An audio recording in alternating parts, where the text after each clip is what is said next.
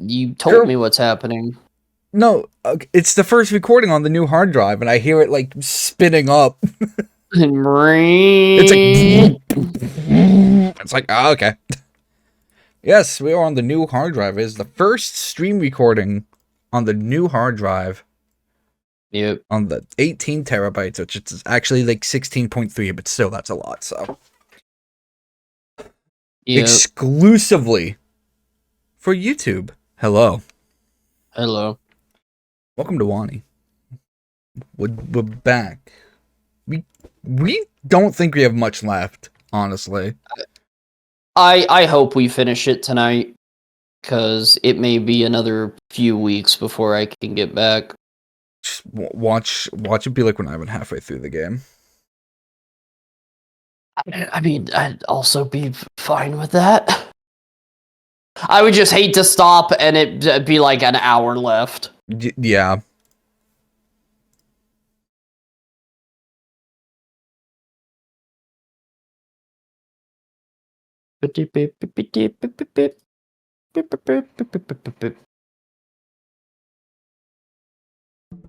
Wani. Man, that hard drive really is going at it.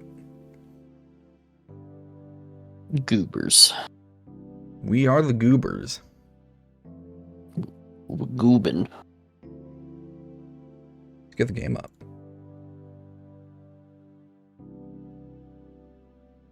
Can't goob without the game. Why is there 17,000 windows of Xbox Game Bar? I don't know. Hold on, I'm fixing that right now. Why is there 1,700? Oh, yeah, I did make... Nice. Okay. Game's up. You ready to hug that gator, Curb? I'm always ready to hug a gator. We cannot be that... We cannot have that much left of this. I mean, not that it hasn't been a great ride, but just... Man. You sound so dumb. So done. I love the game, but it's just like, dude... We're on page 6 of saves. 7 even. We're on page 7 of saves. Yeah. And? Okay. So, what happened last time, Curb? We broke a painting. We broke lots of paintings. We didn't break a painting. Our teacher broke a painting. But we were here for that. And we got stuck in a flood. We did, yeah. It was a monsoon. For a second, I was like, what the fuck are you talking about? And oh, yeah. Gator is joining us on the subway because she saw the cutie in the back. That has decided only one piece of art. Yeah, yeah. And Herb demands more art of that snake character. Yeah, I don't know what she is. She can be a Philippilamalapalabadon. Okay. Shlamalama ding dong don. So it's been about a week, Typhoon. And like, yeah, you know, we going back to the old schedule. Yeah. Yeah, Olivia can't paint because of her wrists because she was doing all that shit for Mia. But today, Which was painting. Today, I'm pretty excited. For the first time, Olivia's actually joining me on the metro. We're headed for the city. It's going to be a bit of a trip. For the last several nights, Olivia's been using my inbox to store sketching ideas while her wrist heals. On Thursday, she even attempted sending a few left-handed sketches, but gave up after the third or fourth malformed rat. Then Liz sent a game-changing invitation through our group chat. Her uncle has some business in the city, and he told her she can go do something with that since it's her car. So, she's invited the rest of us to join her for lunch at a fancy place. It's got us pretty thrilled.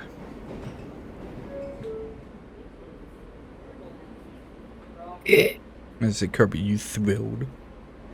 You look thrilled. It's got me pretty thrilled.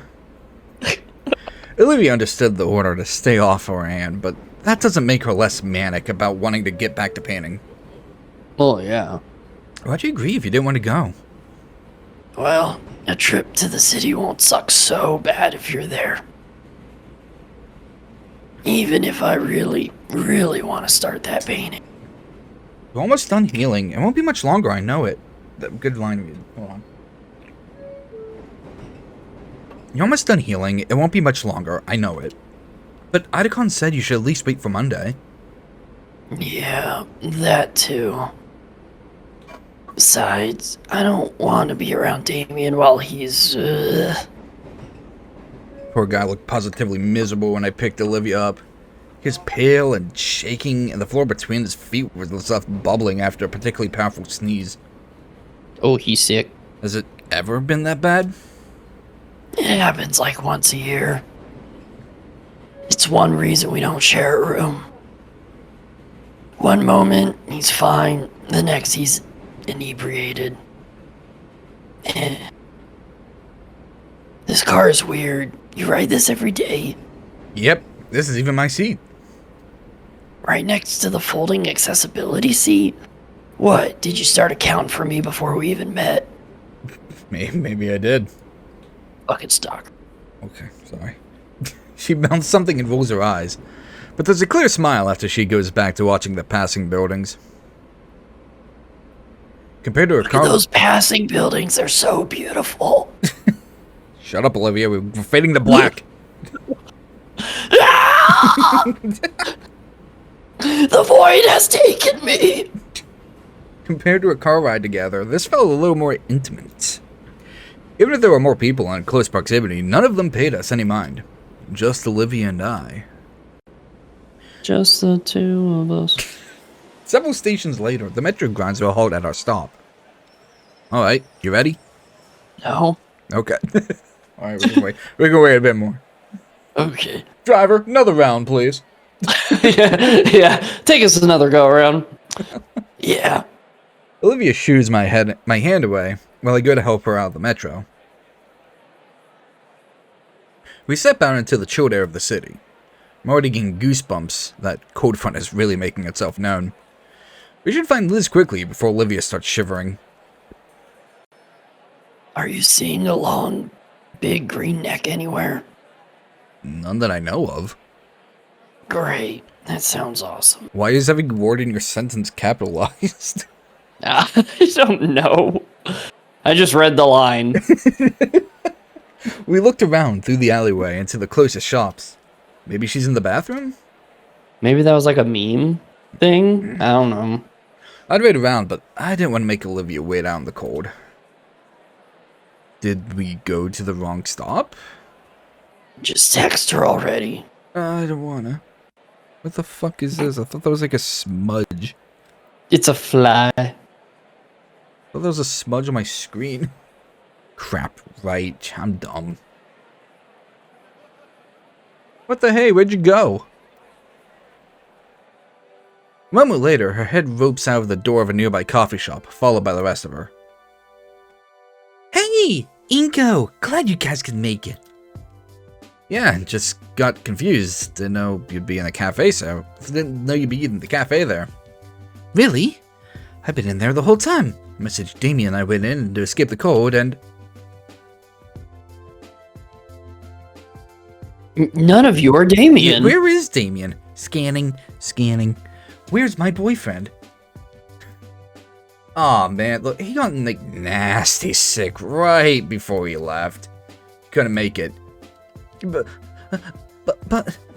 it's the entire reason I invited you all. Right. This day sucks. Is he fine? It's just like day's canceled. Yeah, just leaves. Go home. Just swings away like Spider-Man with her neck. He'll be fine, I think. Alright. Well, that just throws a wrench into all my plans now, doesn't it? We can still have fun without him, right? No. Yeah, I know. I was just... Well, I was hoping, between the four of us, it would be like a double date. Yeah, Damien and me, you and Inko. all together for a fancy lunch. Liz, Olivia and I aren't... Oh. I'm sorry, I just assumed. Boy, this is embarrassing. All day seems like everything's going wrong for me. It's fine. Yeah, well, we can still have a good time. I'm still having lunch with friends. I'm sure you guys would love it too. Come on. It's all plant. It's just one giant plant. One tree. Right in the middle of the cafe. He's eating fucking, what are they called, star leaves or whatever, in Land Before Time. Not star leaves! Liz leads us through the streets, pointing out our destination when it comes into view through the towering skyscrapers. Yes. Nice. The World Trade Center. The Hoover Dam really squished. Built vertical. Why? For kicks. The building is more akin to a narrow spike aimed skyward with a large disc-like room built near the tip. And you see the space near the top? It's the restaurant. They built it just in a like way... the stratosphere. Yeah. They built it in a way that the whole thing slowly rotates, so your view changes while you eat. I don't know if that's like the stratosphere. I don't think it rotates. You can see the whole city, the ocean, even the mountains.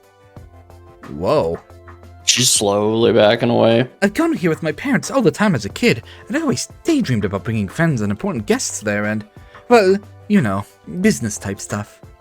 This would be my first time on my own. Well, you know. Yeah. Yeah, there she go. You'll see, there's even a... Hold it. We lost Olivia. We turn around to check on an errant Gator friend who's a bit farther behind and grimacing. She comes slowly rolling in, fighting to hide the slight winces every time she pushes herself. Oh, sorry. It's fine. You sure you don't want help? I can manage on my own. Please. Alright. You want to lead the way? Alright. It's that Space Needle looking place, right? She rolls ahead. A little bit of Seattle. Liz and I follow behind, continuing our conversation. The restaurant is an impressive spire, with the actual seating area 30 floors or so up. That is... not really okay. After Liz verifies her reservation, we're led into a special elevator with a glass front. After a minute or so of rising above the city, we stop and the doors slide open to reveal the restaurant. It's a circular room with the seating by the windows and the inner rings for bars and the kitchen making up the center. Definitely a carefully crafted place. Wonder if it would be the kind of place my parents would bring me to. The waitress greets us and leads us to a table by the windows. One of the seats closest to the window is moved so Olivia's wheelchair can fit by the table. She approaches the space and stops. She looks down out the window. Can we switch seats? Afraid of heights? Shut. She says shut. Just shut. Yeah, like I do. Shut. Shut. Alright. I oblige, shifting the seat over so she sits instead by the aisle. Quite a view, huh? I could see why it'd make you squeamish, Olivia. Heights also scare the living daylights out of me. What? Are you afraid of heights, Liz? Well, yeah. Isn't everyone? What? But you're so tall. That doesn't make any goddamn sense, Liz. Your head hangs 3 stories above your shoulders, and heights scare you. Look, aquaphobia is the irrational fear of heights, okay? So of course it doesn't make sense, but still. Whatever. Heights suck. We agree on that at least. So, what do you think? I think heights suck. I just fucking told you. She was asking me, Olivia. You're so inconsiderate of your boyfriend. Shut. No. pushes out the building. Yeah, I was thinking, there goes Liz. It's very nice. I can see why you wanted to come here. Liz nods. My family usually comes here once a year. Uncle Ferris has to remember to bring along a letter from the owner saying he's found to let in. That he won't bring the whole tower down. What the hell is bisque? Olivia's looking into the menus. Right, we're here to eat. Lobster bisque? It's lobster tail in a creamy kind of soup. Why not call it lobster soup? Bisque is a stupid word. Bisque is a nice word. I looked down at the menu myself. It's all your standard options between pastas, sandwiches, cuts of meat, some weird novelty things, but I actually like trying those. I guess I'll have double tropical cheeseburger with pineapple sauce, chicken pizza. The chicken is the crust. What? Entire leg of cow, carnivore section, same ease but I thought that said entire leg of crow. Oh yes, eating light today, I see. One leg of crow, please. Or the Volcadria kebab. The wooden steak is even carved to look like the restaurant. Okay. You know I what? think it's a... Chicken pizza It might be... Oh. You sure? with onion rings. Well, if you want it, I'm buying. Why would I want onion rings with a pizza? Whatever. It's a chicken pizza. They serve breakfast all day, too. I'm going with their pancake platter. Liz waves the waitress over and gives her orders. Our orders. She just orders What the the hell waitress. did Gator get? The entire leg of crow. Oh, Same as okay. with Olivia. Oh, Yeah. I was too focused on crow. Nostalgia pick. You got me. It takes me way back. If it's so many pancakes in this neck.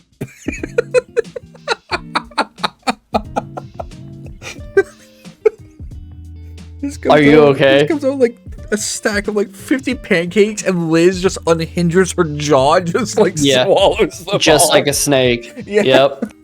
And then she just sits there in silence as she digests.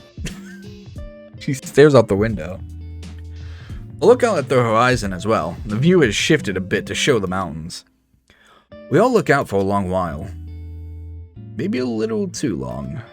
Ordinarily, this would be around the time Damien would say something that kept the conversation going.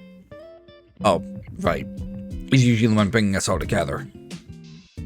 Yeah, it is strange to think about, but Liz and Olivia aren't really more than acquaintances. Really?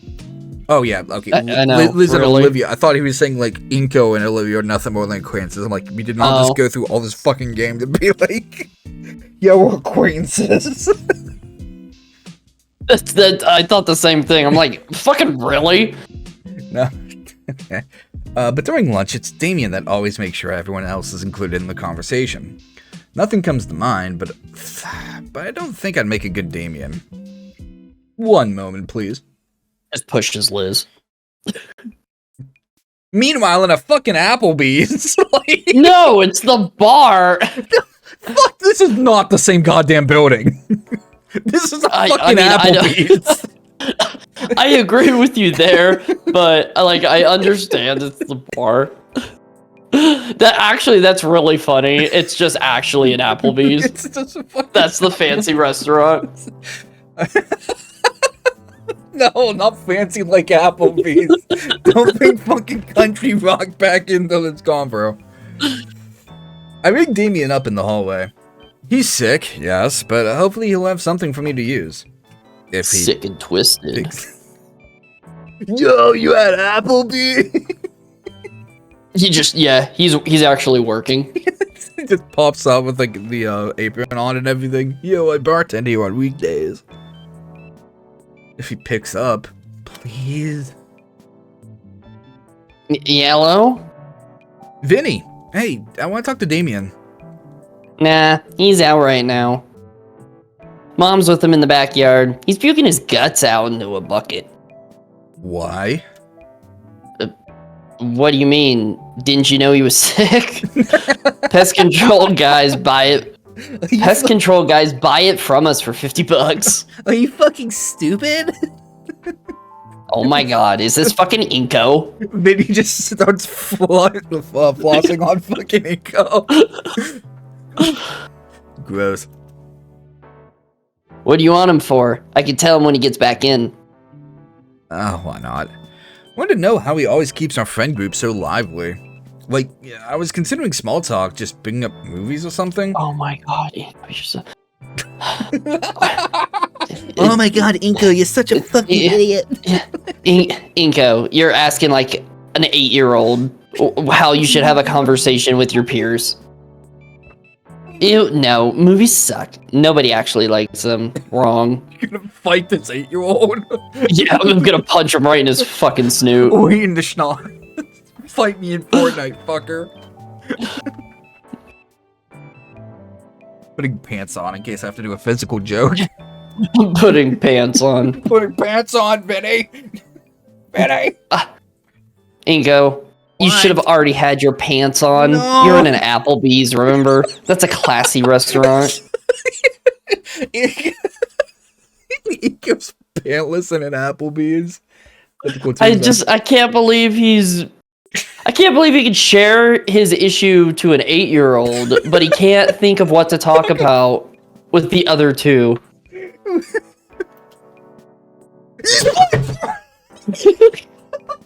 Yeah. I'm playing Fortnite. I'll turn it down so you can hear me.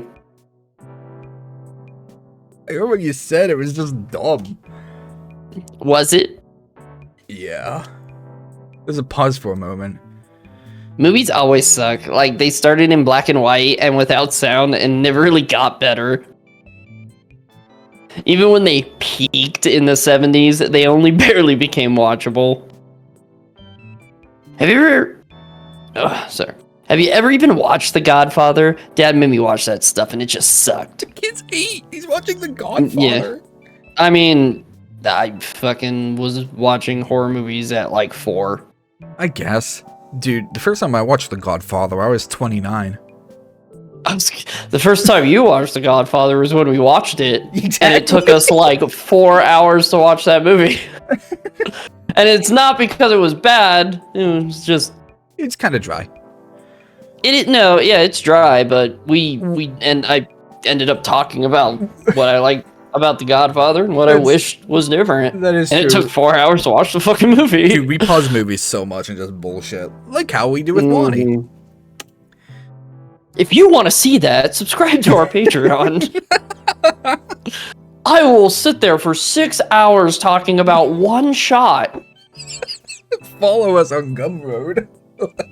Not Gumroad. Please give us a coffee. Yeah, please keep me awake. No, look, you probably just don't get it. Dad explained the whole plot to me, ins and outs, and it really was just mid-trash. That movie won Yeah. That movie won awards. You can't just call it trash.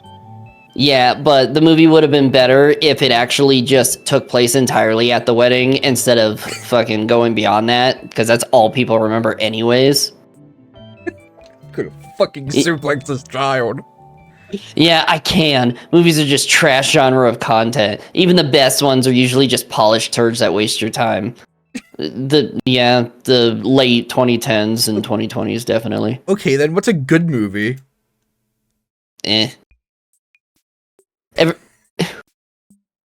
Ever heard of Mr. Beast? How about Storytime animations?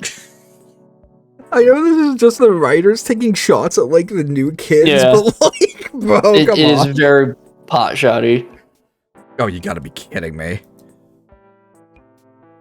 I'm not. Any popular content on Snoop provides more value for your time than the classics that you old people fawn over, and it still sucks.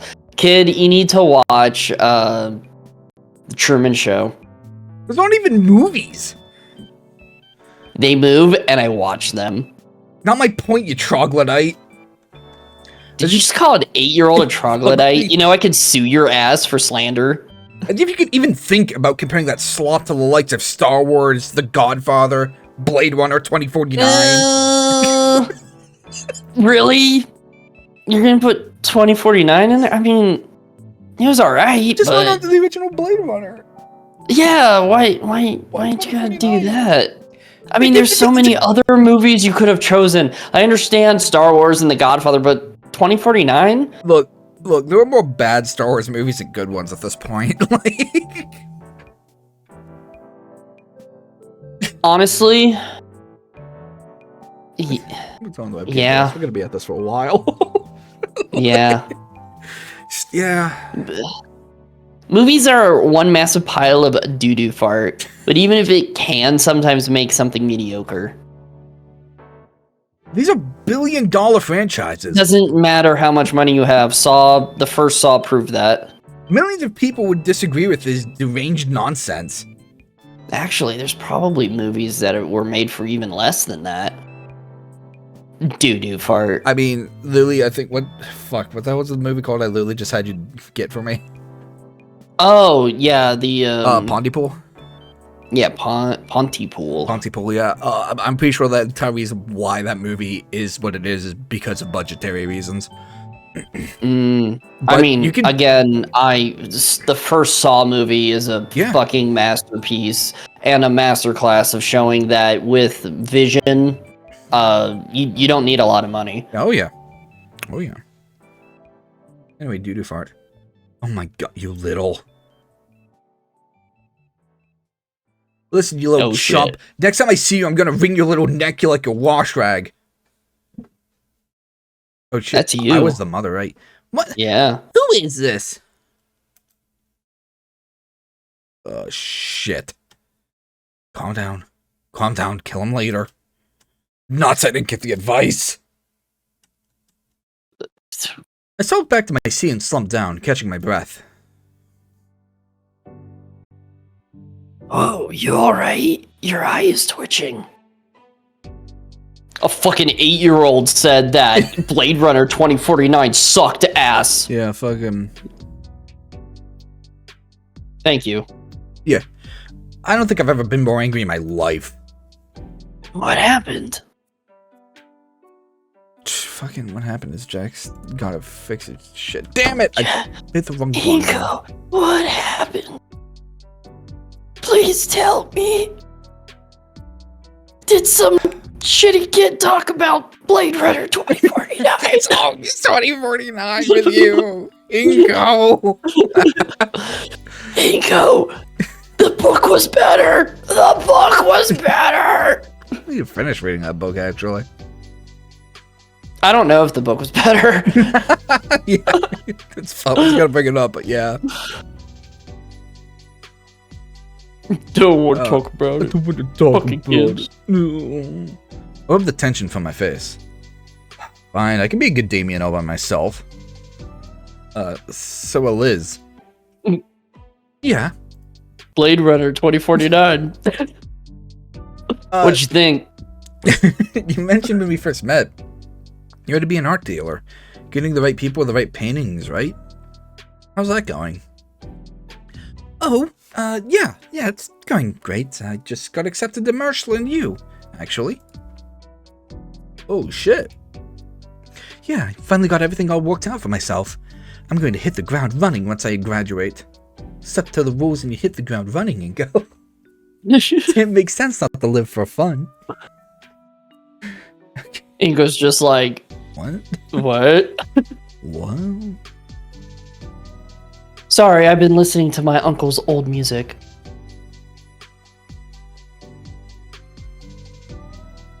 Fucking, I love when shit like this happens. All the fucking time. I'm like, something going on. You too, right, Olivia? I only got short-term goals right now. But I'm interested in what Liz was talking about. Right? I'm sure it wouldn't be a problem for Olivia to replace the stolen painting. But what was annoying was having the contact to Treasury and Administration about the broken cabinet. I mean, what even happened? Well, whoever did it, I wish they could have dealt with Mrs. Scalar's neurotic tantrum the way I did. Still finding glass shards all over the floor, and I get screamed at as if I'm the one responsible for it. Scalar needs to put the coffee mug down sometimes. Jeez. It's not a problem anymore. We've already ordered a new display. It should be installed next month.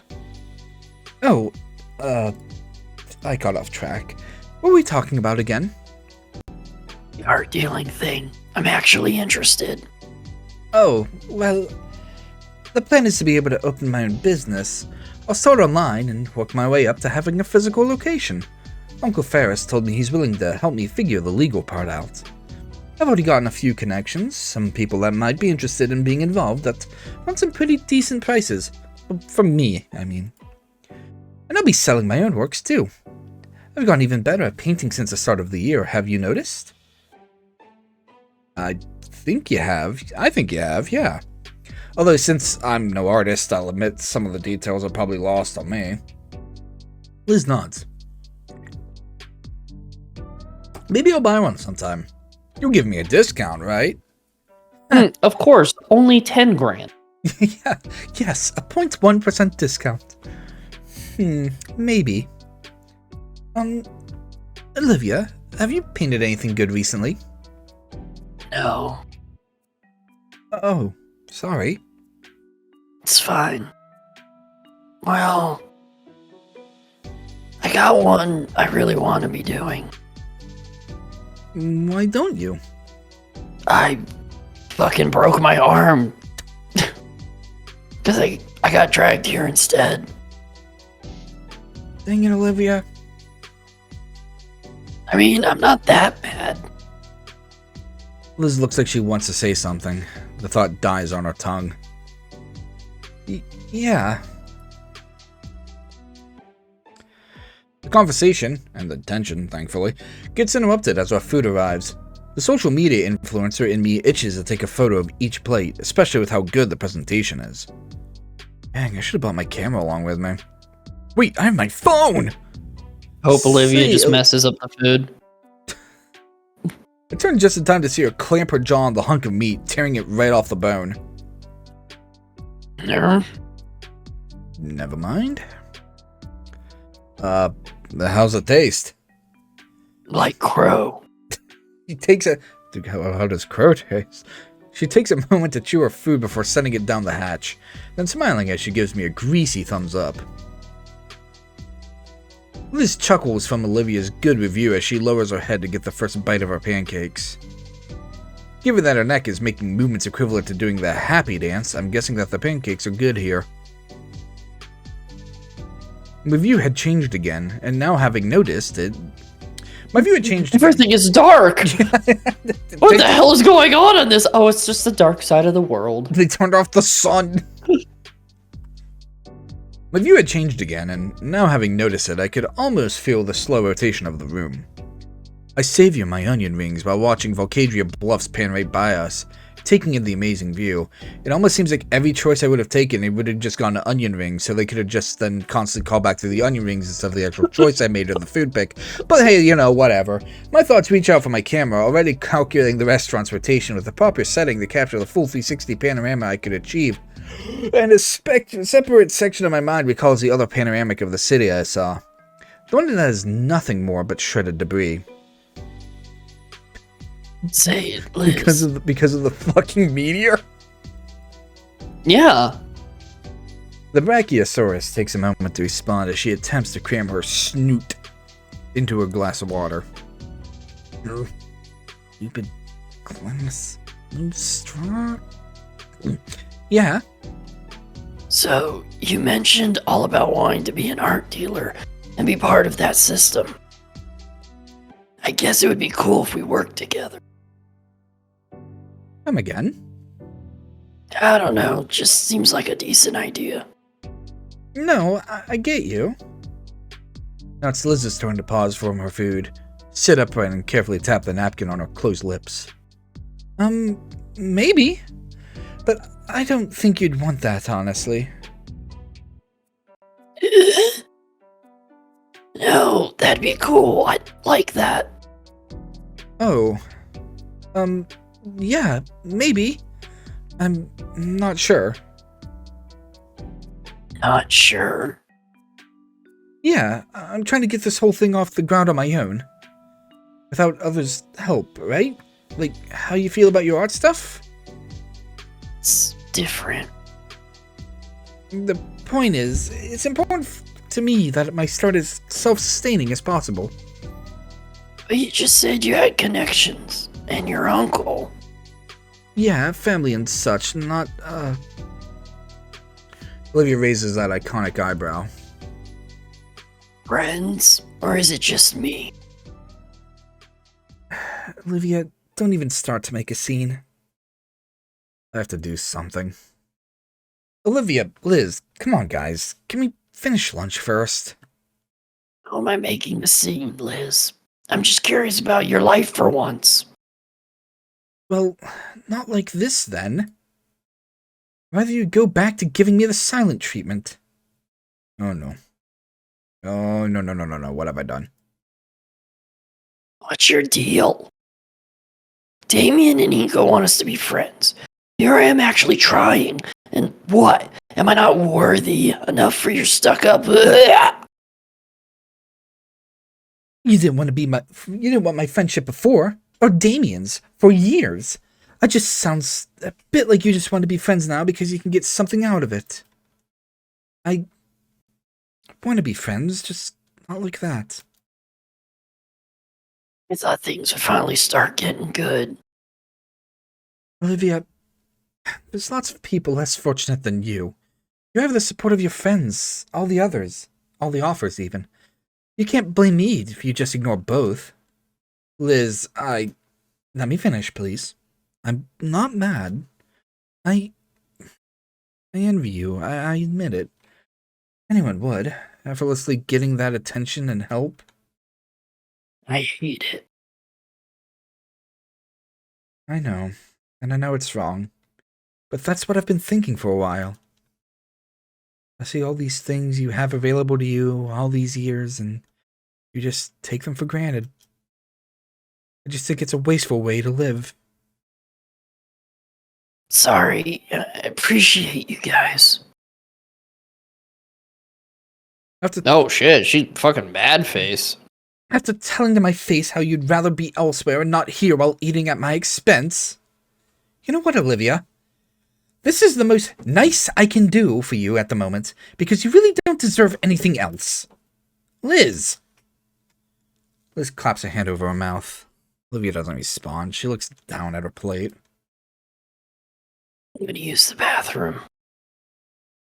She pushes herself away from the table and through the aisle. Oh. No. I'm sorry, Liz. I didn't mean to snap. It's alright. Once Olivia gets back, you can apologize. No, I don't think I can. For everything, I think I deserve that much. Good God. The brief was to just get these two talking and have a good time, and it's like a grenade was thrown into the table. I'm a terrible fucking Damien, let me tell you. Liz? Yeah. Why didn't it work? Why didn't what work? I know you two aren't on the greatest terms, so I tried to keep conversation going. So it wouldn't get awkward and nobody would get left out, like Damien does. I feel like this was somehow my fault. But how? Did everything I was supposed to? I don't think you did anything wrong. Why does this never happen around Damien? Good question. I don't know. It's because everybody loves Damien. Everyone loves Damien. Liz picks out her plate, popping the yolk on our over-easy egg. He's probably not in the mood if I pushed any further and said anything I wanted to say right now. Olivia won't like me prodding right now either. There's no options. Try to think of something to do, but nothing. Can't think of doing anything at all.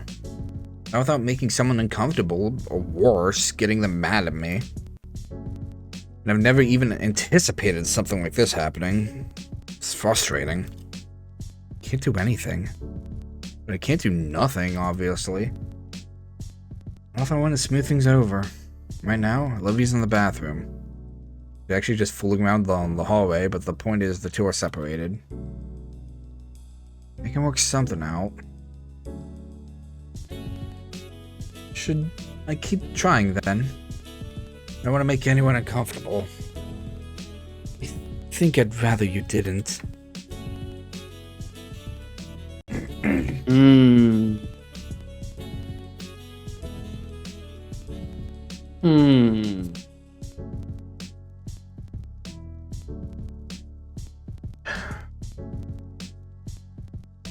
Liz, can I ask you a question? Yeah. Could it be the case that doing what you're supposed to doesn't always work? That's a trick question. Of course it isn't. Is that what you're thinking? Well, you guys got in an argument over it. Olivia got hurt over it. And I feel a bit responsible. Nonsense. This stupid stuff is our own petty catty squabble. Well, I want to do something to fix it. Well, I have an idea what to do. Thing is, really don't want to upset anyone. Or worse, get them mad at me. I only want to do things that others will support then. Yeah. But here, it's not an option, I don't think. It's a catch-22, sure. You agree with people. You're on the school council. Probably have lots of arguments there. Like you wouldn't believe. Well, what do you do then? Liz looks out the window. Guess that's a good question to ask. Well, here's how I see it. If I have something that needs saying, I'll just say it. It doesn't matter how others think in that case. Some things you just have to be cold with. That's just how some things are. Oh. Sorry if that's not the answer you were looking for. No, it was good. I appreciate your perspective. It's actually a good example of itself. I think it's what I needed to hear. That's a good way to put it. Thanks for the advice. I'll try to make things right once Olivia gets back. Sure. Focus on my food and what I'll say while I wait for Olivia's return. Liz offers a trade of bacon strips for a few onion rings. Sucker. Finally, Olivia comes rolling back to the table. Back. Hey, you were gone for a while. Yeah. Things cool here now. I was actually about to say something about it to resolve everything. Oh, fuck, man. I'm gonna screw up all these choices. Wow.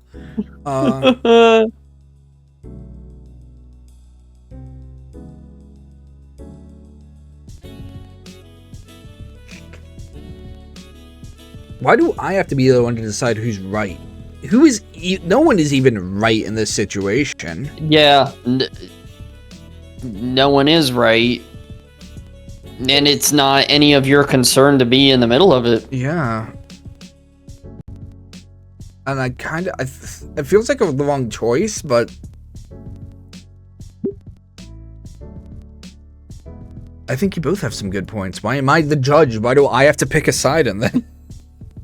But there's a bigger picture. I, Inko, think both of you are right. They're like, oh my god, Inko. We got the praise from the human. We can share him. Yeah. Snoot harem. Yeah, Snoot harem. This is a bigger picture that we all need to see. Deep down, both of you want to be friends. So why not turn over a new leaf, starting today? And then they start making out. Is that it? Pretty much, yeah. So are we good? Sure, I guess. Yeah. And they start making out. Oh, much better than expected. After things settled down, we finished off our meals. Well, Olivia finished our meals. Liz had noticed it first when one of her whole pancakes simply vanished, and I thought my onion ring pile was looking smaller by the minute. Looking Olivia's way, she simply waved at us with the most bizarre concoction of onion rings, flapjacks, syrup, and beef on our plate. What? I'll make you guys better food than this later. The theft of our food stopped shortly after that, and though the portions had diminished, we all were thoroughly satisfied with the meal. I offered to pay, or at least pitch in with a check, but Liz refused. She insisted, since it was her idea to begin with.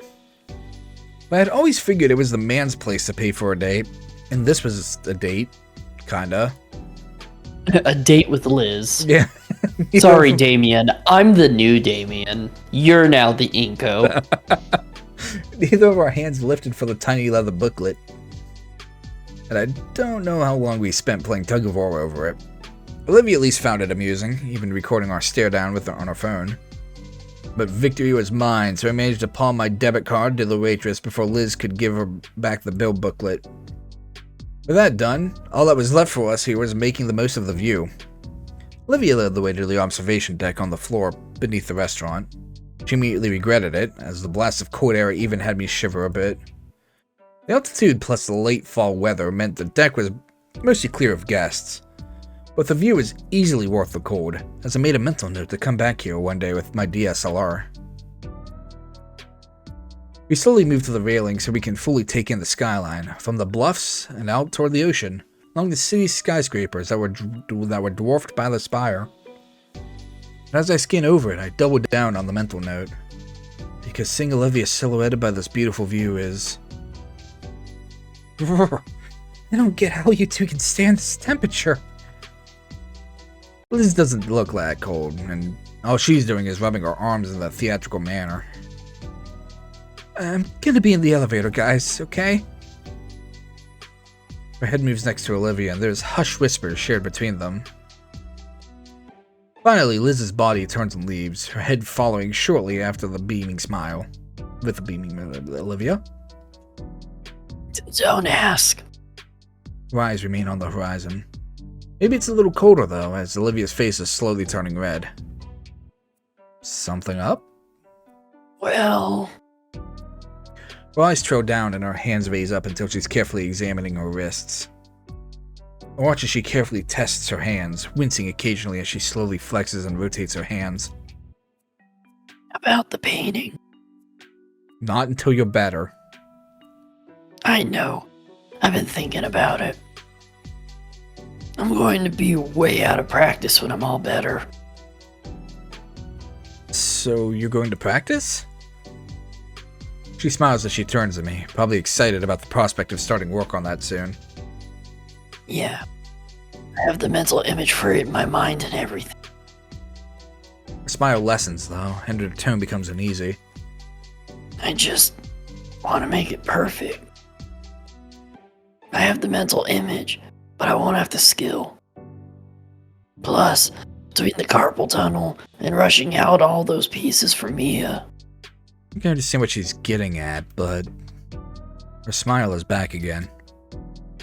Once I can paint again, I need time for practice.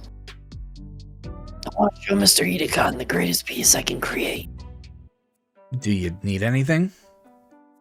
My words cut my thoughts off. No, I have all the paint and... No, I mean, do you need any help with your practice? Her face glows red again. Maybe. Well, I don't know how much I hope I can be, with my complete lack of painting talent. But otherwise, yeah, I'll do whatever I can for you, Olivia. I promise. Anything? Anything. I cement it with a smile and Pushes thumbs him up. over. Oh god! Your blood will make a beautiful red. Yeah. It'll be the best piece ever. Thanks. I can finally have the red I desire. I shall finish the painted world. I think we only stood out from the viewing deck for a few more minutes. After a particularly cold draft had swept over us, Olivia figured she'd had enough of the chilly air here. Yeah? We made our way back inside the elevator station, where Liz was standing idly. Oh god, see, I told you they were making out. She and Olivia looked at each other for a moment. The two held their stare locked in on each other for about half a minute before Olivia looked to the side. So, what else is there to do here? A lot, evidently. Once we had gone back to terra firma, Liz had taken it upon herself to walk us around the entire block. The whole area was like a miniature theme park, with a lot of street vendors selling tourist trap gifts. We spent the rest of Roomba. like Roomba. We spent the rest of the day just wandering the city park here, enjoying the late fall day to the best we could. Eventually, as the sun sunk below the horizon, Mr. Ferris found us. Yes. I forgot that we'd come here in the first place because of a business meeting of his. Liz and him waved us goodbye as they broke away and headed for the parking lot. Yes. While they pushed a very tired Gator girl to the metro station. I don't think she minded much, honestly, as she clutched her tail to her chest and used it as a makeshift pillow. Where is this image? She looks so sweet like that, as the perfect background for my phone. You must never learn of this, though, because I don't think I'd survive. It'll be worth it. Be oh so worth it. After going home that night, Olivia texted me all night and well into the morning. We ended up talking about all sorts of things. Mia, our art, various shows, just about everything. Never seen her that excited before. For someone with sore hands, she sure types fast. I can't do that anymore. And for someone that doesn't much like talking at all, she sure types a lot. I certainly can't keep up. When she didn't want to talk, she sent more doodles and sketches. Sleep wasn't really an option on my end either, and Guts' doodle ventures were quite entertaining to read. Since then, we've been texting more every night. Not as much, since I do need my sleep. But right now, I'm just waiting for art class to end. Mr. Triggums is apparently one of those substitutes that demands complete silence until class is over, but doesn't care beyond that. So even though I'm sitting about 2 feet away from Olivia, we're having to text each other. He's quite the storyteller with these doodles. Like right now, as I try to keep up with the tale of Guts riding a... What's he riding again?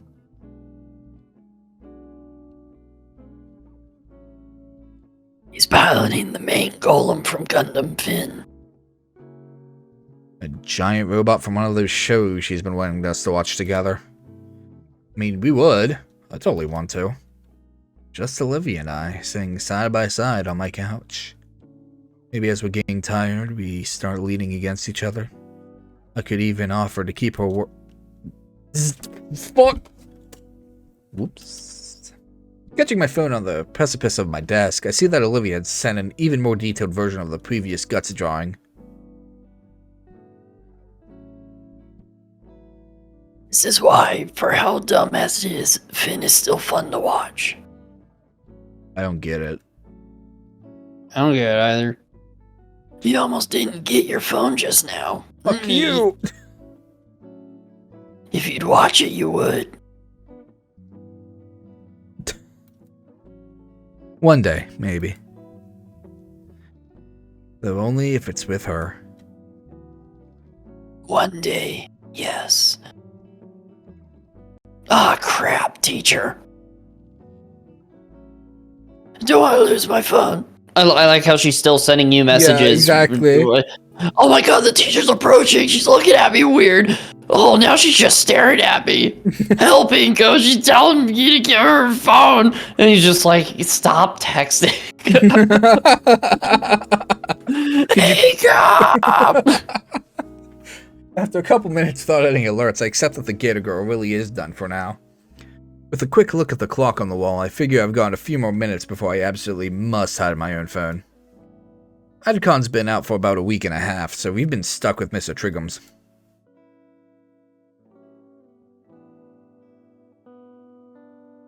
Yes?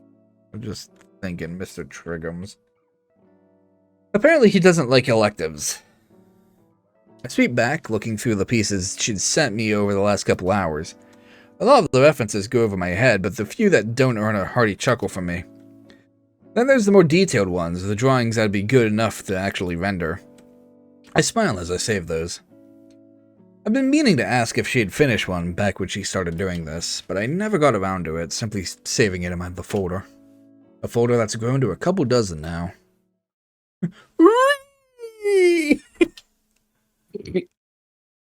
Oh, that was okay. Would Jeremy Clarkson please come to the office? Would Jeremy Clarkson come to the office? I think that's Jerome. Jeremy. The announcement makes me nearly drop my phone again.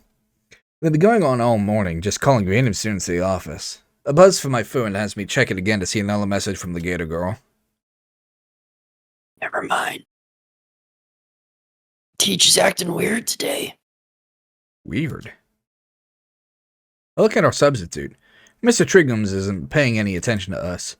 In fact, he's just kinda looking through the desk he sat at. Weird. Think it has something to do with the office thing? Yeah, I don't know. Was thinking it was the short day, maybe. That was another thing. I think the entire class realized something was up with how fast class periods were going today. Not my phone! Did you get not respecting the ding dong bing bong? Man. Look at my phone on the floor, the corner of the screen chipped away. Picking it back up before any of my classmates can step on it on their way to lunch, I also just noticed that Ben wasn't here in class either. Fuck! Ben is dead. Hurry up, short day means lunch is earlier. My screen. Heading to lunch, I realize I'm actually not that hungry. Strange, but I guess it's an internal clock thing. I'm just so used to eating at the same time every day. Yeah. Looks like I'm not the only one, as the usual war zone in the cafeteria has expanded to spill into the surrounding hallways. It's not enough to even cover up the continued announcements. Whoop! Oracle. Accurate. Whoop! Mostly. I've gotten pretty good at weaving through the chaos relatively unscathed, but man, these guys have way too much energy. What are they even fighting about? But as always, the table in the back is left alone. Damien is chattering loudly about his day as so far to Olivia, who's occasionally poking Liz across the table with a toy claw hand. Liz flails her arms around to shoo away the offending poke, but never bothers to crane her neck down from the rafters. She perks up when she sees me. Yo, it's Inko. Hey, what's going on at Olive Garden today?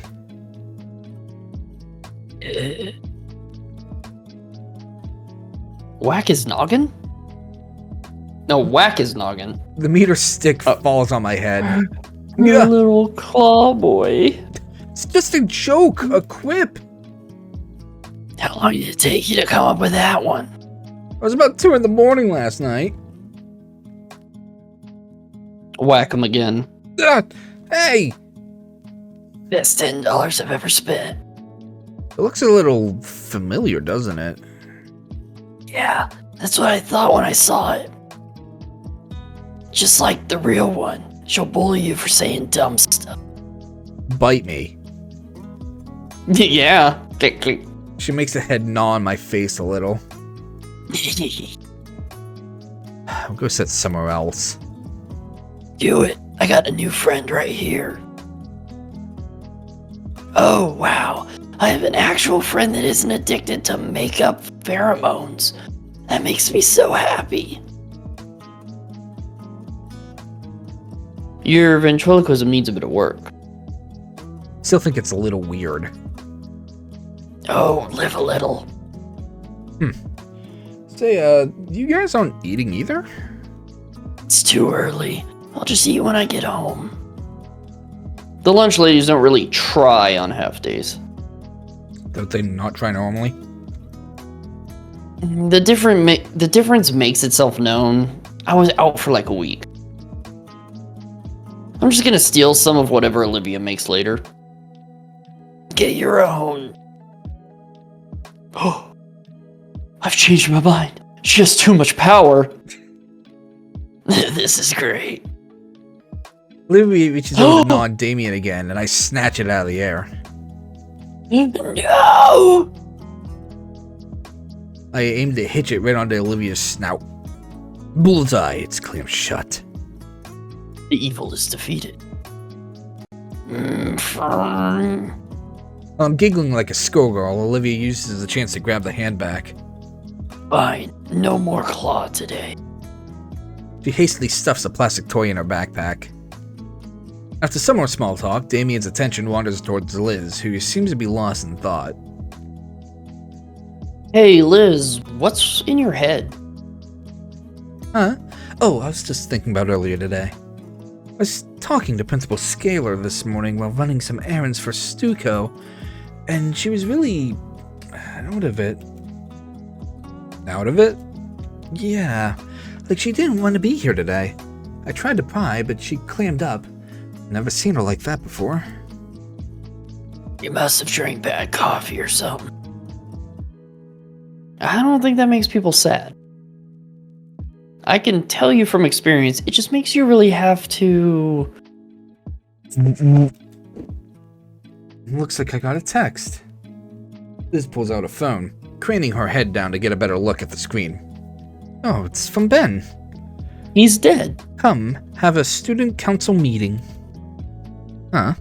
Normally it's a bit more formal than that. Guess it's a half day and all. Oh well, duty calls. No rules for a half day. Yeah, fucking pure anarchy. Sorry for having to leave early, guys. No worries. We can meet up after school. Sounds good. I'll see you later then. We're gonna fuck. That's gonna be really awkward for you, Damien. Nah. What do you do? What does she do with all that neck? Oh. Inko, you want to know what that neck do? What you gonna do with all that He neck? grabs his head, pulls him in closer. You don't want to know what that neck do? What would you guys want to do after school? I don't know. Maybe we can hang out at my place. Too cold to get in the pool, but I'm sure we can think of something. Look over to Olivia, who doesn't seem to have any objections on the idea, but no input of her own. Got any ideas, Liv? We could doodle some stuff. Like charades? Yeah, make a game out of sorts. Sounds pretty fun, actually.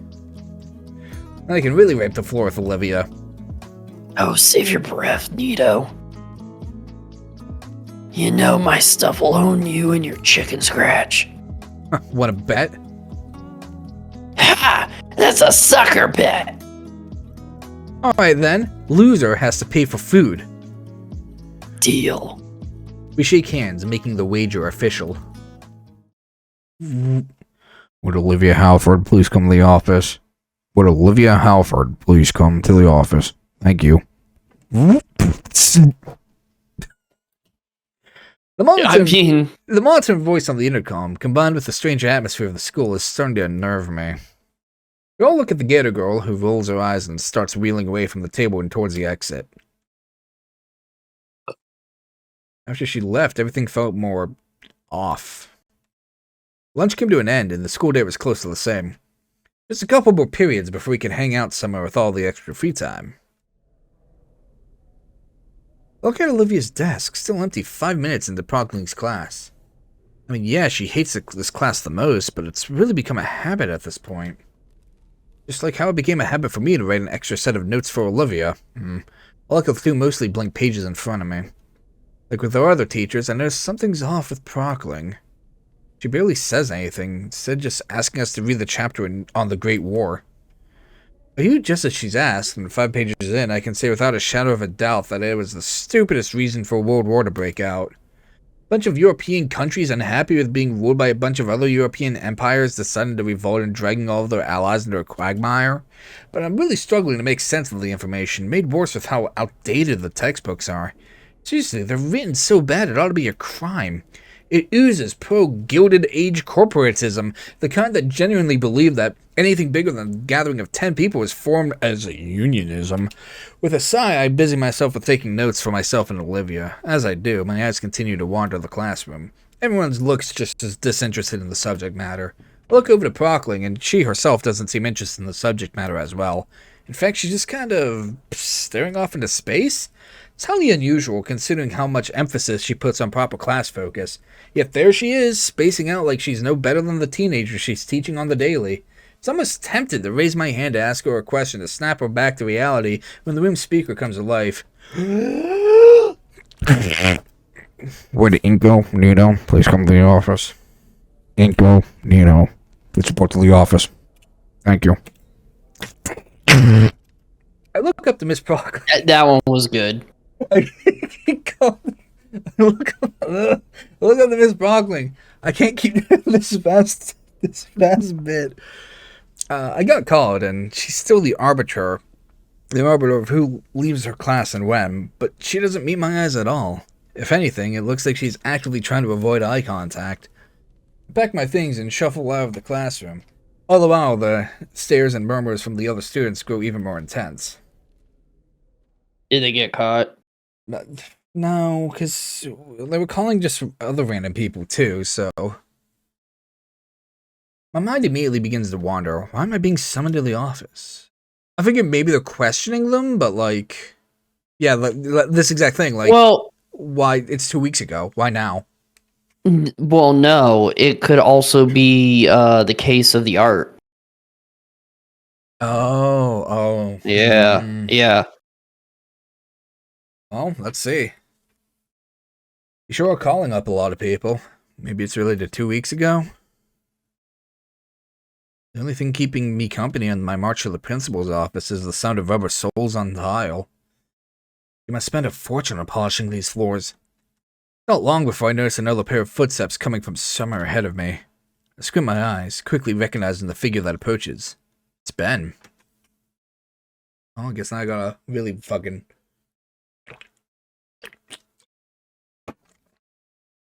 Guess the student council wrapped up their meeting, though there's no sign of Liz anywhere. As the parasaur makes his way closer, I notice he has a complicated expression on his face. Hey, Ben, what's going on? He flinches as I call his name, and looks around like a lost child before he spots me. We make eye contact for a few seconds, but he doesn't say anything. Everything alright, dude? Yeah. Suddenly he turns away and continues down the hall. A sinking feeling takes hold of my chest. I almost try to speak up and stop him, but can't think of anything to say. Guess I better get going. That's a cute-ass cat. Oh. After another minute of walking, I reach the door of the principal's office to find it wide open. Oh yeah, I'm Scalar. You are Scalar. I would assume this is Scalar. Come in. I step into the office and close the door behind me, following the source of the deep voice. Oh no. Oh, okay. Oh, yes. Realize now that You have saved a screenshot, Jack. I did. I pressed S. Jack, you have saved the screenshot. You will remember this moment for years to come. I am very happy that it was I that you have decided to screenshot. I didn't know you felt that way. I realize now that I've never seen the interior of the office before. It's fairly standard for an office. A long wooden desk, a filing cabinet, a few potted plants, and a massive I'll call him a walrus. A massive Massive walrus. Coo-coo-ca-choo, baby. And a couple of shelves for storing all sorts of things. However, on closer inspection, he looks to be more like a whale. I notice things look a little more disheveled than I expected. Manila folders are strewn across the desk. One of the filing cabinet drawers hangs open. The potted plants are either overwatered or wilting. Is this really Scalar's office? Mr. Nito. My attention is suddenly pulled away towards the hulking figure sitting behind the desk. I can only imagine what that office chair is going through right now. Sir. Oh, that was you. Sorry. Sir? Is everything alright? Have a seat, please. Don't mind if I do. Picks up the chair and just leaves. He motions to a small plastic chair on my side of the desk. How have you been, Inko? Oh. I oblige his request, taking a seat and trying to suppress my anxiety. I think I'm doing well. He nods to himself, holding his eyes closed. That's good to hear. The whale looks down at an open folder on his desk. taking a moment to look over some kind of document. I have news for you regarding your instructor for AP Art Design and Photography. Oh, he got fucked. Um, You got fucking shit canned. but I had another voice ready.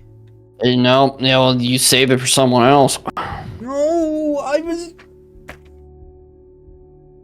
You mean Mr. Idacon? Yes, yes, Mr. Idacon. A fine teacher. If student surveys are anything to go by, he also spoke quite highly of you. Did you have a strong relationship with him? Yeah, I think so. Did something happen? He's dead. My heart drops as Ferris's brow lowers over so slightly. Suddenly his tone completely shifts into one more clinical. Over the last 2 years, Mr. Idacon has been suffering from a rare form of chondrosarcoma that originated in his vertebrae. Chondrosarcoma. Chondrosarcoma! It is in his vertebrae. This tone is heavy. I don't quite know what ailment. Mom spaghetti! My teacher's dead, sir. Can you give me a moment? Okay, no. You better lose yourself in the music. He's just named like he should spin on the doctors responsible for discovering it, but the practiced movements and worn out features are undeniable. He's by no means a fragile man, but the tiredness he tries to hide is barely concealed. Every student he's broken the news to has taken something more from him. Tensing himself slightly to be as tactful as he can, the attempted reference is lost as he's recited scripted lines just a few too many times already. He can't muster much more than this flat citation. This analysis means nothing. It's just distracting myself from the reality of the situation, as though prolonging a confirmation while keeping it from happening. Mr. Ferris notices my subtle confusion and clarifies like he must have done a few dozen times already. Bone, sir. Mr. Idacon was well advised by medical professionals about the treatment options available to him, and the district offered him a generous medical leave in recognition of his tenure here at St. Hammond. He turned both of these down. The cacophony of thoughts swirling in my head makes it nearly impossible to think, impossible to focus on anything. And now all I can do is revel in it.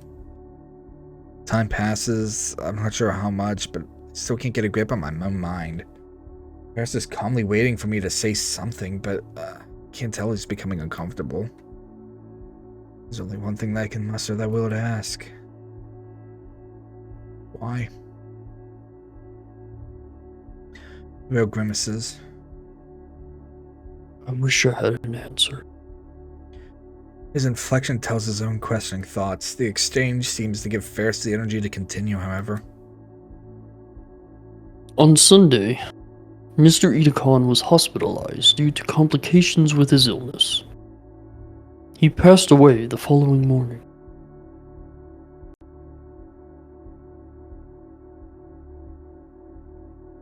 Olivia was called before me. Counseling will be available for you and anyone else affected. Sorry, do you know where Olivia went? No, she didn't say. I'd like to go now, Mr. Ferris. Yes, feel free. I stand up from the plastic chair, pushing it closer to the principal's desk. Offering one last nod to the superintendent, I let myself out of the office. As the door clicks shut, I start running. Shit, where would she go? Studio room, maybe? It's the best lead I have. Thanks to all those gym classes, I'll have no trouble getting there quickly. My new destination takes me up the main staircase of the school and onto the second floor. It's not long before I'm staring down the hallway at Idacon's classroom.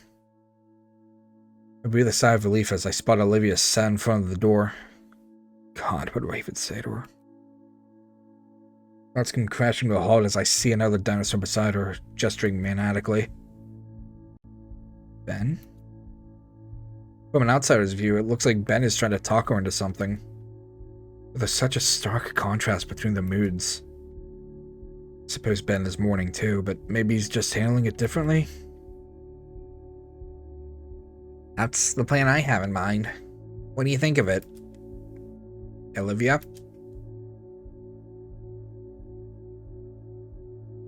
Yeah, okay. Olivia's reply came off weak and unfocused, like she wasn't talking to Ben at all. Can I count on you to be a part of it? Sure. I remain obscured from view. This doesn't seem like a conversation I should intrude in. I'll just catch up to Olivia after. Honestly, I'm somewhat surprised Ben is talking to her. No, maybe that Olivia's listening to Ben, that those differences are being put aside. Once our priorities aligned, I'd thought to confront Olivia too. I wonder. Adicon was a mentor to each of us. Like, he'd always be around to help us, but now? All the little things that make you anxious and aggravated are all gone in an instant. And all that's left is reality. Why bother with this dramatic garbage?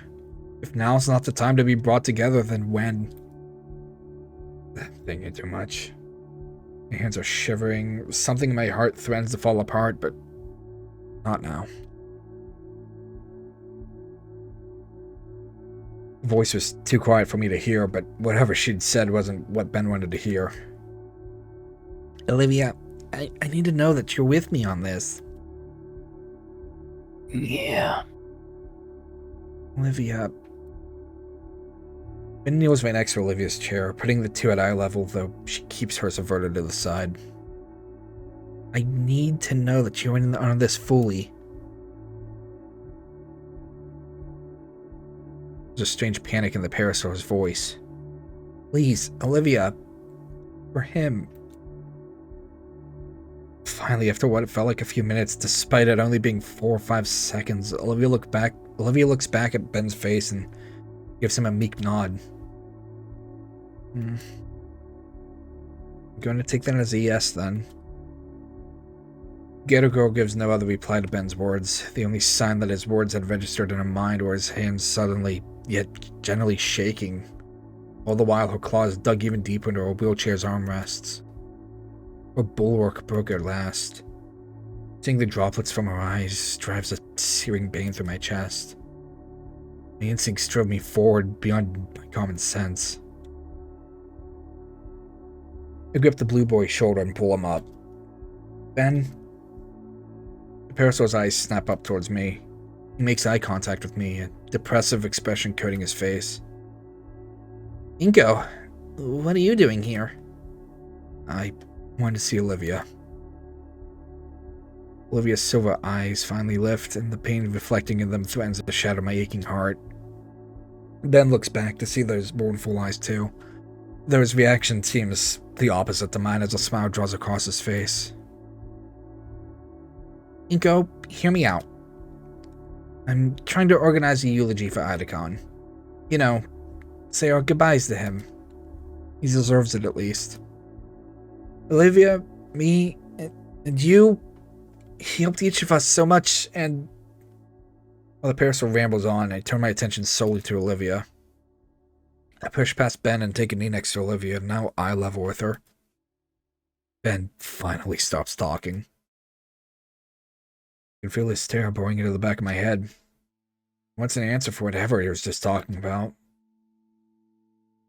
A eulogy for Mr. Adicon? It's so surreal to think about that. To think that I spoke to him only yesterday, and today he's just... gone. Eulogy. Yeah. It's the least we can do for Adicon. As his pupils. He deserves so much more, though. So much. Right. Yeah. Olivia's probably feeling what I'm feeling right now. The fight between reality and emotions. Adicon's gone, and I'm still trying to process it, trying to accept the fact that I'll never see him again, or listen to him again, or get advice from him again. never get to impress him or show him how much I've improved because of his lessons. I don't think I'm ready to accept that he's gone. Ben clears his throat, snapping me from my stupor and back to our current reality. I'm sorry to be pushy, but I need to know if you and Olivia are in or not. Ben turns to look at Olivia as he says those words.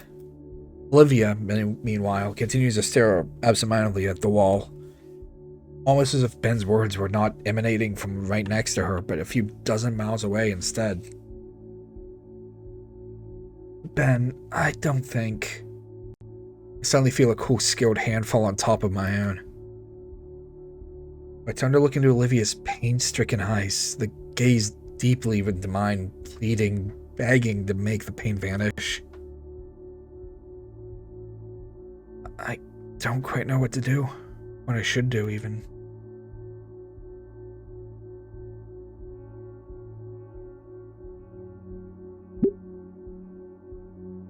Which one did you pick? I missed it. Sorry. He has the right idea and that we should all say goodbye together.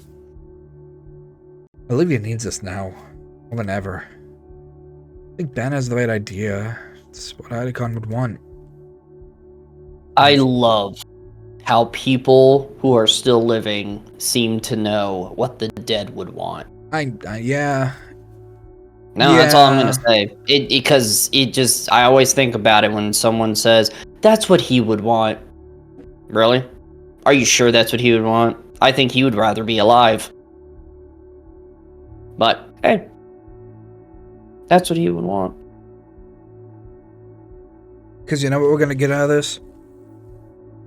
We're gonna get a beautiful painting from Olivia. Yep. These are scary times, so it makes sense to be afraid, to be hurt. Don't worry, Olivia. Place my other hand on Olivia's reassuringly. I'm here with you. We all are. Ben is extending the olive branch here, right? You just need to accept it. That is wildly different than... Okay. I mean, it's Inko. Ben gives a tense, shaky, and approving nod. I'm glad you guys are seeing the situation for what it is, and just how important it is that we make this eulogy something beautiful. Olivia glances around hazily, her voice broken. I don't want him to be gone, Inko. There's too much that I didn't. I know. But we need to face reality. We can do it together. I'm not ready. I'm not ready to face anything at all. It's okay, Olivia. I know I was close to Idacon, but you clearly meant so much more to him, and him to you. He was the only teacher that seemed to really care, right? She nods. So you're the most hurt, the most afraid, Great. and we're here to support you. You just need to help us help you. You're not ready to face reality. We can help you think straight. To face it together. Can you do that? Her eyes rove over both Ben and I, and then back to our interlocked fingers. Take hold of her other hand. She blushes and looks at me down the eyes. Can you help us? No. I'll think about it. Still afraid, but if you're there. Here. Ben clears his throat. Oh yeah, Ben too, I guess. That was, very inspiring of you, Inko. Oh, shit. Oops, sorry. That's me pressing F. Ben was so mad he got unfocused. His hands are tensed up. He's come down a bit. Is it good for you that didn't fuck up anything on your end?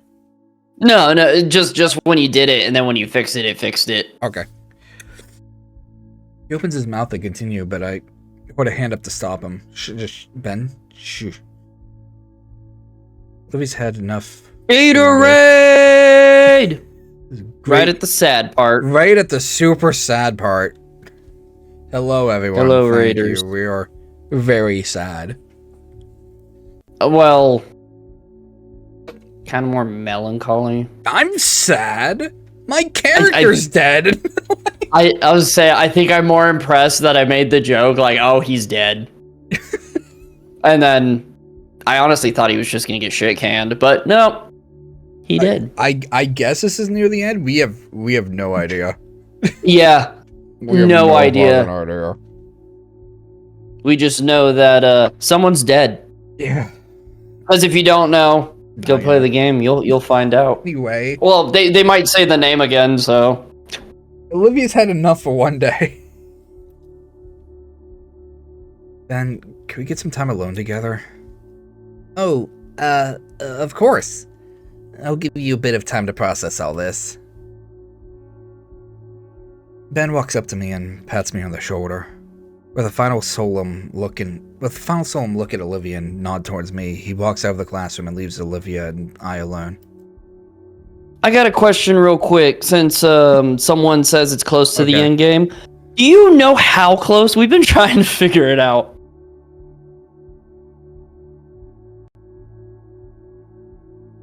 Oh, that's me scrolling. Yeah, scroll skipping. Jack's gotta stop scrolling.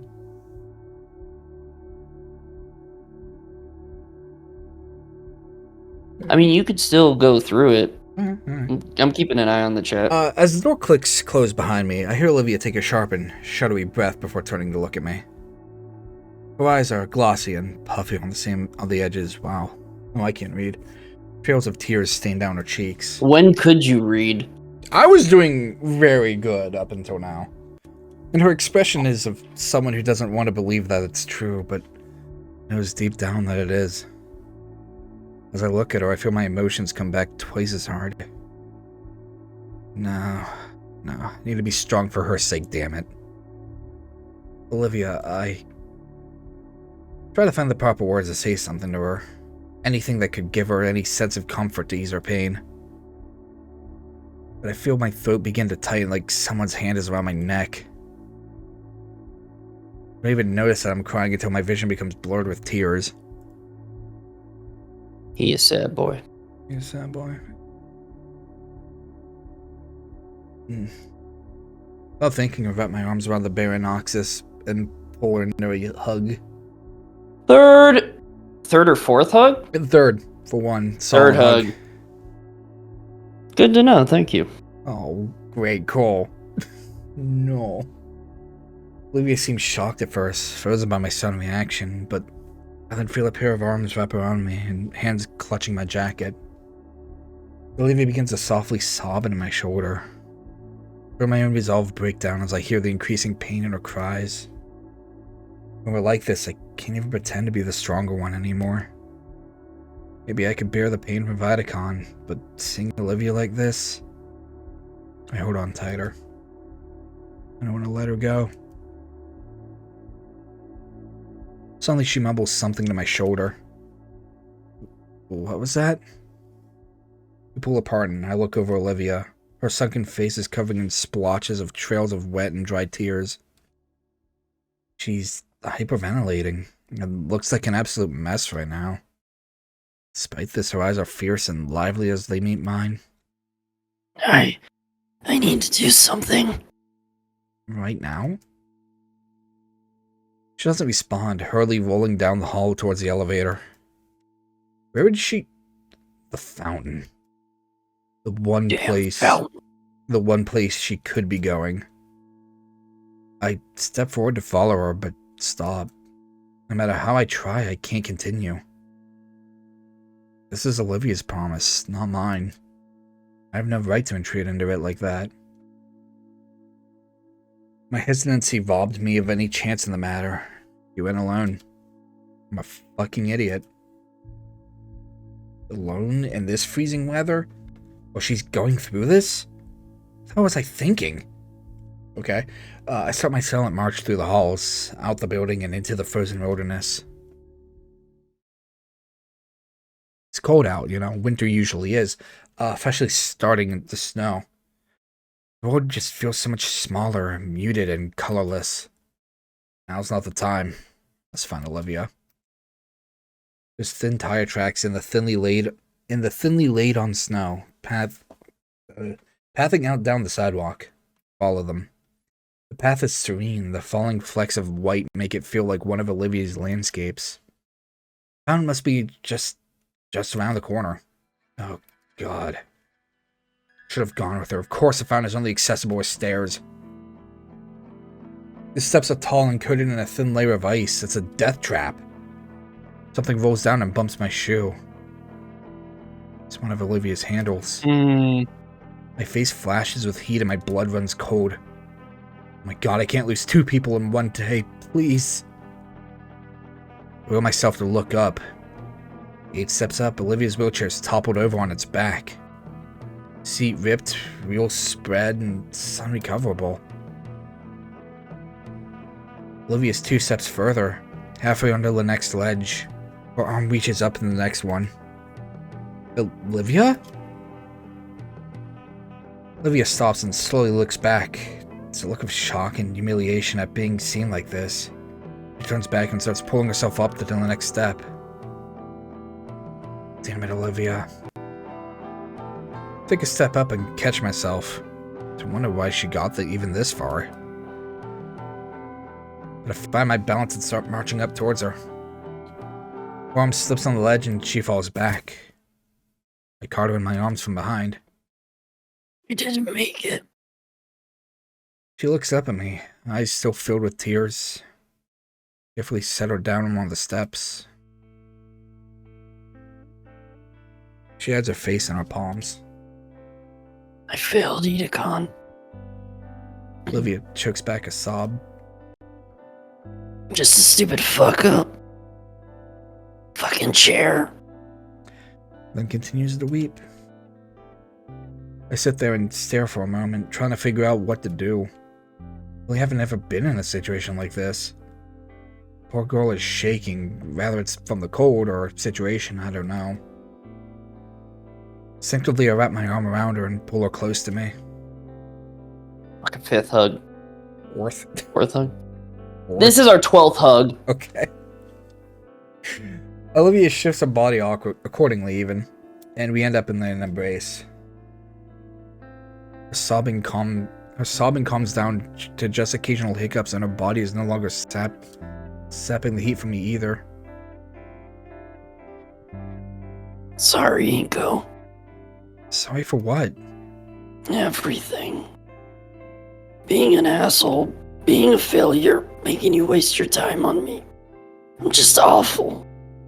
I didn't say that. I love you. What I wanted to say. Now isn't the time. I'm your friend, you know that. I'm here for you in the same way you're here for me. Olivia breaks away from our hug. Her face is tear-strained, but she isn't crying anymore. She's looking down at her wheelchair. Do you have a spare at home? No. Stand up, looking up the stairs towards the fountain, then back to Olivia. I can call Liz if you want. She can come pick us up after we're done. We can worry about the chair then. Not a failure, Olivia. We're getting you to that fountain. Reach my hand down towards her. Olivia's confusion erodes into a soft smile as she stares at my hand, and then back to me. Lower. Let me grab your shoulder.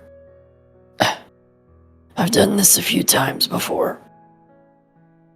I lean in closer, and Olivia pivots as best she can. Once more, she uses her tail as an anchor in place of her legs.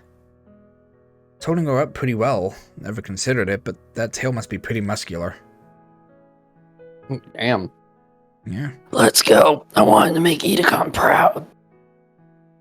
Climb up to the next step, planting my foot on solid ground. Olivia waits for me to stop before quickly moving her tail up to the next step as well. Sort of like where we each one leg. Simple enough. It only now occurs to me how close we are right now. By close, I mean I'm practically cradling Olivia against my side. Up another step. Eventually, we finally make it to the top. I manage to shuffle to the fountain. You can just put me down right here. Alright. Gently lower Olivia down and place her on the lip of the fountain. There's just enough space for her to sit along the edge, with one leg resting on top and the other hanging off. She looks into the still water in contemplation. My eyes follow hers, focusing in on the coins that have settled on the bottom of the fountain, though hard to see through the opaque ice. I stuff my hands in my pockets for warmth, feeling the skin of my knuckles start to split already. Fingers trace over the quarters I usually use on our lunchtime drinks. Sneeze. I can't fake a sneeze for my life, so. The powerful sneeze. Ooh! There you go. Thank you, Olivia, for covering for me. Yeah, you're welcome. The powerful sneeze draws me away with my meandering thoughts to see the Gator girl quiver in the cold concrete seat. Damn it.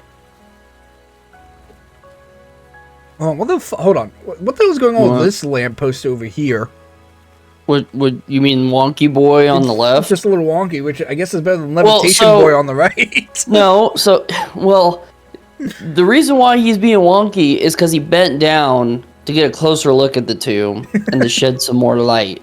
Okay. You know? He's being considerate. And you're being a goddamn prick. I'm very good at the being one a on the prick. right, he's shy. That's why he's hiding behind a tree. Okay. Alright, sure. Her jaw is clenched tight, baring her sharp teeth to the ward. Blah, blah. Her nostrils flare with each of her breaths, the hot air creating a puff of visible mist. And her eyes are filled to the brim with a fiery rage and salty tears. I want to break the silence between us, ask for her thoughts. She's deep within them, though. Raging within her own mind, finally having the moment to process everything that's happened. In the end, it's Olivia that breaks the silence, with a single, quiet, disdain-filled curse. Damn it. Big damn it. Big damn it. Her eyes shut, keeping her tears from falling. Damn it. A hiss seeps through her lips. I made it. I finally made it, but... Thought goes unfinished. She lets her shoulders down and turns her gaze away from the spouting water. Listlessly gazing toward the obscure afternoon sun that's just managed to peek through the clouds and snow-covered trees. Maybe she's imagining that's where he is now. But what now? I withdraw my hand from my pocket, holding it open for her to see the pocket change in my palm. Scanning over the water feature before us, I think back to all the times I wanted to do just this with someone else. How about we make a wish? Olivia's brow furrows as she glances off to the side. Her fingers grip her hoodie, and I watch as she considers my suggestion thoroughly. Sure. A wish sounds nice right now. Dude, we can really use a wish right now. Oh? No, Okay. no, Okay. no. I motion her forward. The Gator girl holds her hand out to me, and I drop a quarter into her palm. This ain't an airplane. How am I supposed to make a wish? There you go. Yeah, yeah. On 3. On 3, I nod in reply. She just chucks it. 1, yeet. 2. 3. 3. I wish for... Our twin coins flip in the air together. I watch as the coins spin skyward, crashing through the falling snowflakes. At their apex, the coins seem to pause, just to briefly touch one another. And with a synchronized plop, both of the quarters hit the water together. Leaning forward, I see that the coins even landed on the same side. Heads. Wonder if that'll double our chances of making our wishes come true. Or something. I let out a huff in the amusement from Olivia's comment. But the more I think about it, the more I hope it does. We stay there, looking at the fountain together in silence. For a moment, it feels as though time has stopped around us. It's just me and Olivia experiencing the moment together. Almost makes me forget what just transpired. we were dealing with, the kind of future the two of us were looking at. For this moment, though, none of those dreadful thoughts mattered. What matters right now is finding a small bit of peace, of solace. A little bit of calm before the storm that was inevitably coming. A harsh wind chill finally brings Olivia and I out of our thoughts. You know what I just noticed? Whoa. And I really like it. The scene is painted. Yeah. Yeah, it is. It is nice. Yeah, because I guess I just got so used to how the backgrounds looked. Yeah. That I was just like, oh, yeah, it looks nice. But I'm like actually looking at it like, oh, holy shit. Yeah. It's actually like painted. Yeah, probably like painted on paper and like scanned in. Mm-hmm. Looks good. Looks really good. I mean, it's just nice because that's why she wanted to go up there was to paint the fountain. Oh, yeah, so we get a painted scene of the fountain. Yeah, just... Oh, I'm just admiring it. Yeah. Yeah, no, looks great. Nice. All right. Hey, I'm sorry for being super distant earlier. You don't have to apologize for that, Olivia. I had flashbacks of the war. Edicon was my commanding officer. He saved me that day, although I lost all motion in my legs. It's not. Everyone goes through these sorts of things differently. I know, but I just feel bad.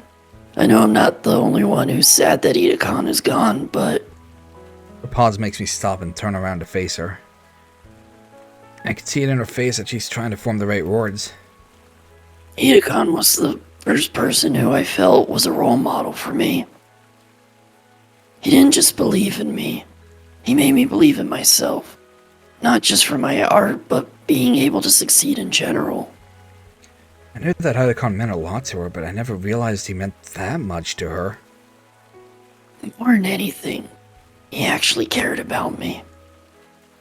About my thoughts, my dreams. I felt... Olivia's lips tremble as she struggles to voice the thought. normal. God, I probably sound stupid saying that. I shake my head in disagreement. You don't. Mr. Edicon is important to me as well. It's okay, Olivia. I know how you feel.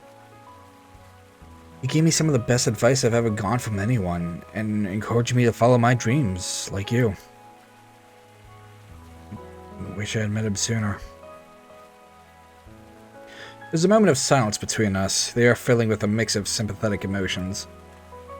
A shared sadness of the passing of someone who made an impact in both of our lives, but a sense of thankfulness that he graced our lives. I guess we both got our issues, huh? Oh, major issues. Yeah. Yeah, I got an issue right now. Yeah, I guess so. A fresh breeze of icy air sends a shudder down my spine. Too soon, Ingo. Can't mention Ingo. spines. What the fuck, man? So, what should we do now? I pat off the growing pile of snow off my shoulders and head. Let's see. Look at my phone. Well, school's ending in 10 minutes. You want to just chill here until then? No, pun intended. Sure. I'm just thinking of, like, Inko just pushing Olivia into the fountain. I got all the hugs I needed from this Gator. Yep, game's over. ending That's 0. What he wished for. He just fell into the fountain. I look around, noticing a tiny bench for two nestled against a tree. The Gator girl must have noticed, as she's already holding her arms out for me. I recall something, a certain pair of raptors. I kneel down, facing away from Olivia. I can feel the icy flakes melt off of me as Olivia leans against me again. Her powerful arms wrap around my shoulders, clawed fingers digging into my jacket. My fingers lock together to form a makeshift seat for her behind me. With my passenger secured, I make a beeline for the bench, lest I get caught up in what I feel pressing into my back. Well, She lets herself drop onto the bench, uncaring for her landing. Taking a page from the Book of Olivia, I also drop uncaringly next to her, just glad to have some shelter for the increasing snowfall. So, here we are. Mission accomplished for Olivia. Now what? My curiosity compels me to ask Olivia something. If you, don't mind me asking, what'd you wish for? I don't think you can tell someone what you wish for, or else it won't come true. You got super lost in that sentence. I did. Yeah, I don't know what the hell happened there. Whatever, we're going with it. Okay.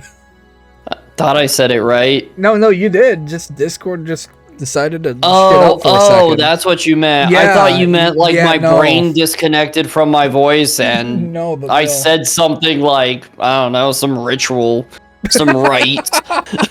Start speaking German. Fucking Durgon just gets summoned behind them. Olivia, what'd you wish for? You wouldn't believe me, Inko. It's coming true. I don't think you can tell someone what you wish for, or else it won't come true. There we go. That's a lot better. Okay. Yeah. The superstitious side of myself says that she has a fair point, so I decide not to push her any further on it. I'm just curious is all. We continue relaxing in comfortable silence. I mean, I don't mind telling you if you tell me yours. I guess that's only fair. I wish for a hug. What did I wish for just now? It's hard to put into words. Fucking Inko. It's not something specific. Another feeling that I keep coming back to. Please, for the love of God, let me like type in like what Inko wishes for. That'd be really funny. Back before I came to this school, I would have wished for more friends, or a successful future, or to take back something embarrassing from the past. But now that I think about it, I didn't need to make a wish. That's too vague. Also lame. Mm-hmm. I know, but I don't know how else to put it. Come on, at least try. My best memories from the past few months. This. This? Being outside in the freezing cold? No, not that. What do you mean, then? I struggle to find the words without making myself sound stupid. You know, we've hung out a lot together, but it's not often that's just the two of us. Just the two of us. Just us? Yeah, that doesn't happen a lot. I wish it was like that more often. The Baryonyx's eyes go wide. Yeah, they did. Weird. Maybe that came across too weird. I mean, I just want to get closer to you, you know. Fuck. You say physically? I watched the beginning of blush It's over. form across Olivia's cheek. Am I out of water? Wait. I don't know. No, Well, okay, no, do you have a water? No, I'm good. I got a whole nother case. I thought I was out of water.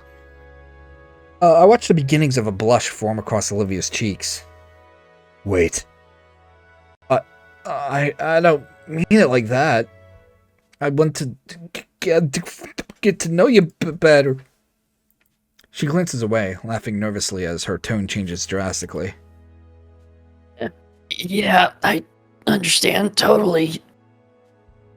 I breathe a silent sigh of relief. You want to know what I wish for? If you don't want to share, you don't have to. No, I asked for yours. It's only right.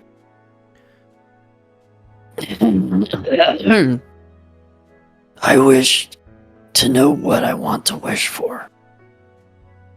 I glance across the bench towards her. I can't make sense of anything right now.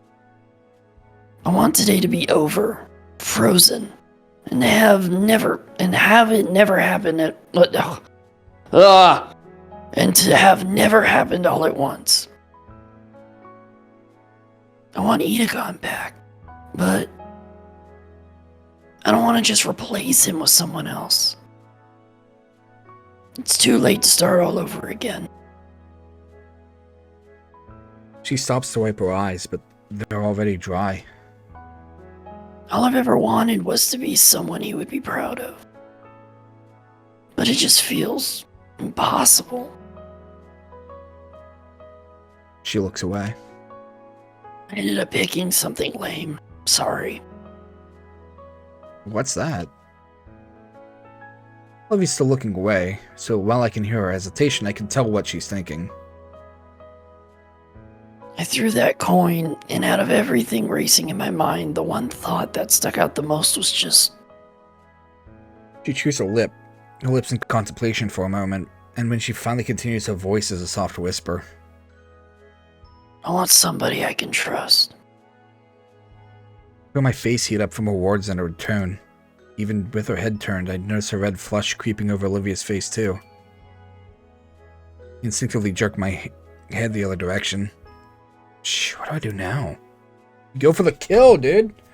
We're both Give her another hug. We're both sitting motionless, neither daring to say another word. When I listen closely, I feel like I can hear her heartbeat from here. You can probably hear mine as well.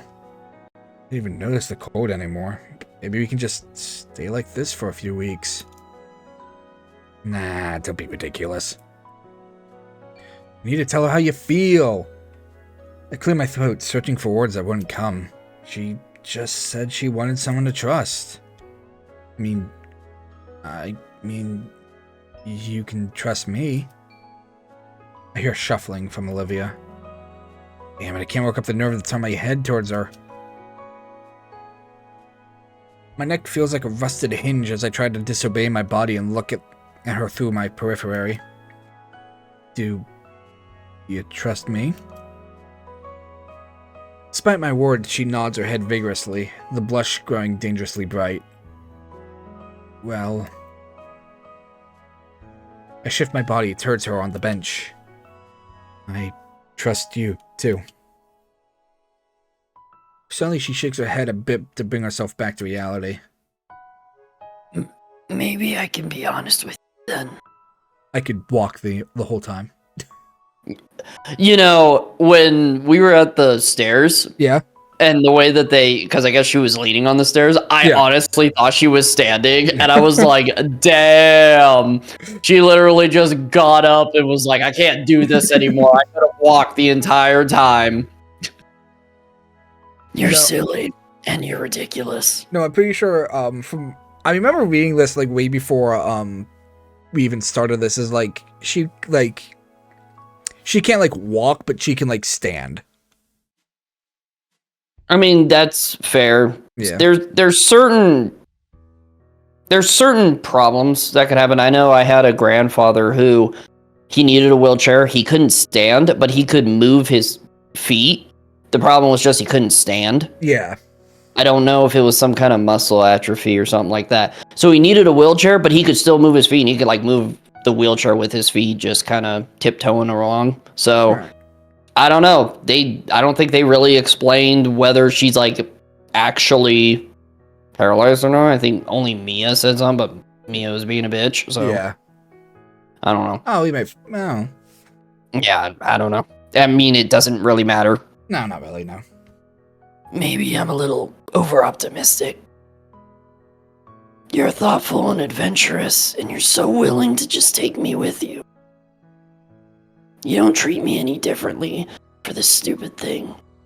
What, this bench? The bench? She lightly hits the bench. armrest of the bench. The bench is just a giant wheelchair. Guess I stopped noticing at some point. Well, yeah, I mean, obviously, you're like... So many words dance on the tip of my tongue. Like... My mouth and my brain are at a standstill. One wanting to just blurt whatever while the other keeps it all in and dismantles it in a thoughtful manner. What comes out is... Blargle! Blargle. You're so blargle. A furious snort rips from the Gator girl's nose, followed by peals of laughter even. Out of embarrassed shame, I cover my face with my hands. What was that? I curse my nerves as I try to protect her continued guttural guffaws. Come on, Olivia, I'm really trying. The snowflakes that managed to land on me melt away from the extreme heat radiating from my whole head. Olivia acquiesces, though, drawing back into just a very smug grin. Okay, take 2, Inko. My head's temperature finally drops from a core of the sun to a more manageable volcano. Thanks, jerk. Seeing that small quirk on her own lips, I can't stop a smile from growing on my own face. I guess, be honest with her and yourself. Honest. Thanks, Edicon. Yeah. I was gonna make a joke when we're back at the fountain where it's like Edecon's like looking down and I'm like, oh, I'm gonna edit in like a picture of him like in the sky. But I was like, nah, come on. Then You could, but if you did do that, it literally has to be like a square picture just looming in the sky. Not even blended in or anything. Just like a fucking JPEG, not even like transparent. Right. Well, anyway, at the very start, I thought you were just out of it. What? You almost ran me over in the hallway. And a very sick animation. Yeah. Oh, He frowns and looks away. sorry. And then you try to get my seat moved. Sorry. And the claw thing today? Not sorry about that. Yeah, I figured. And you used to be hard to talk to. I felt awkward every time I'd even try. Like, thank Raptor Jesus for Damien and Liz, because otherwise I wouldn't have gotten to know the real you. Olivia wrings her clawed fingers together. And what do you think of the real me? She's easily the most caring person I've ever known.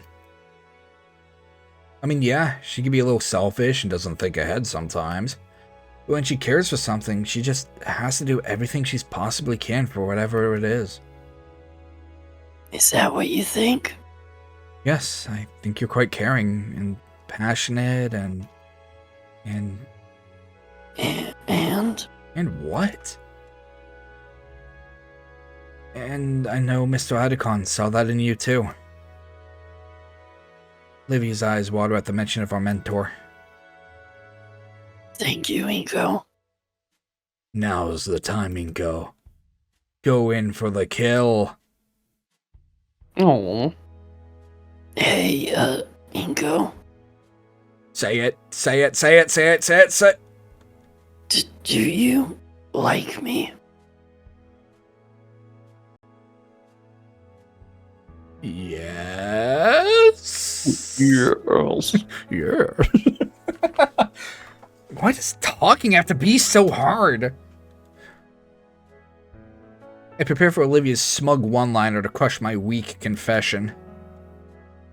Oh. Yeah, I saw this as a thumbnail.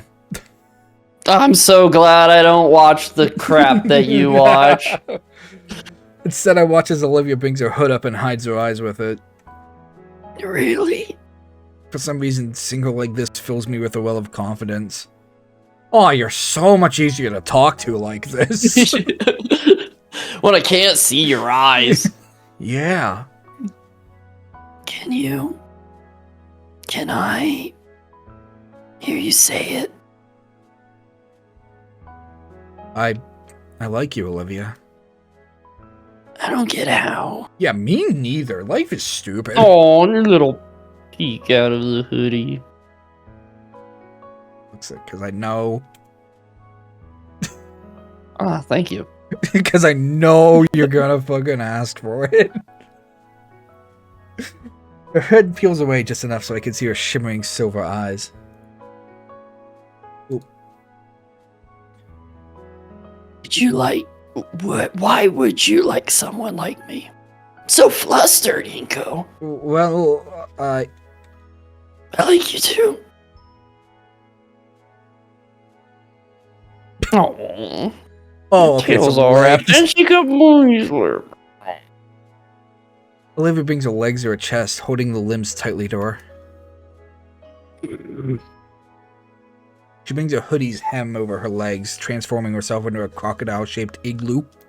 As everyone should be. An olive igloo. Living. An olive igloo.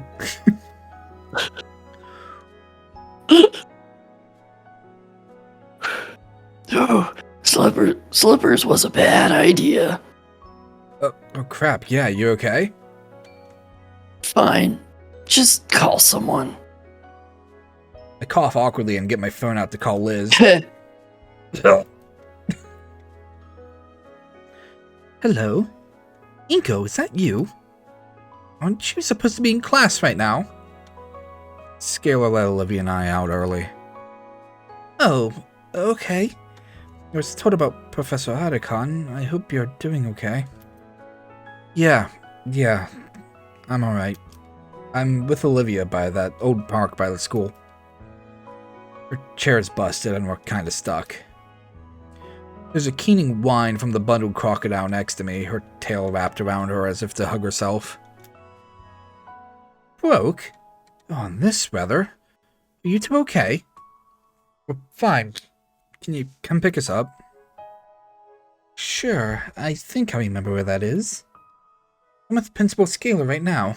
Once we're finished, I can get you two on the way home. Thanks. After some shuffling, the call drops. I turn back to Olivia.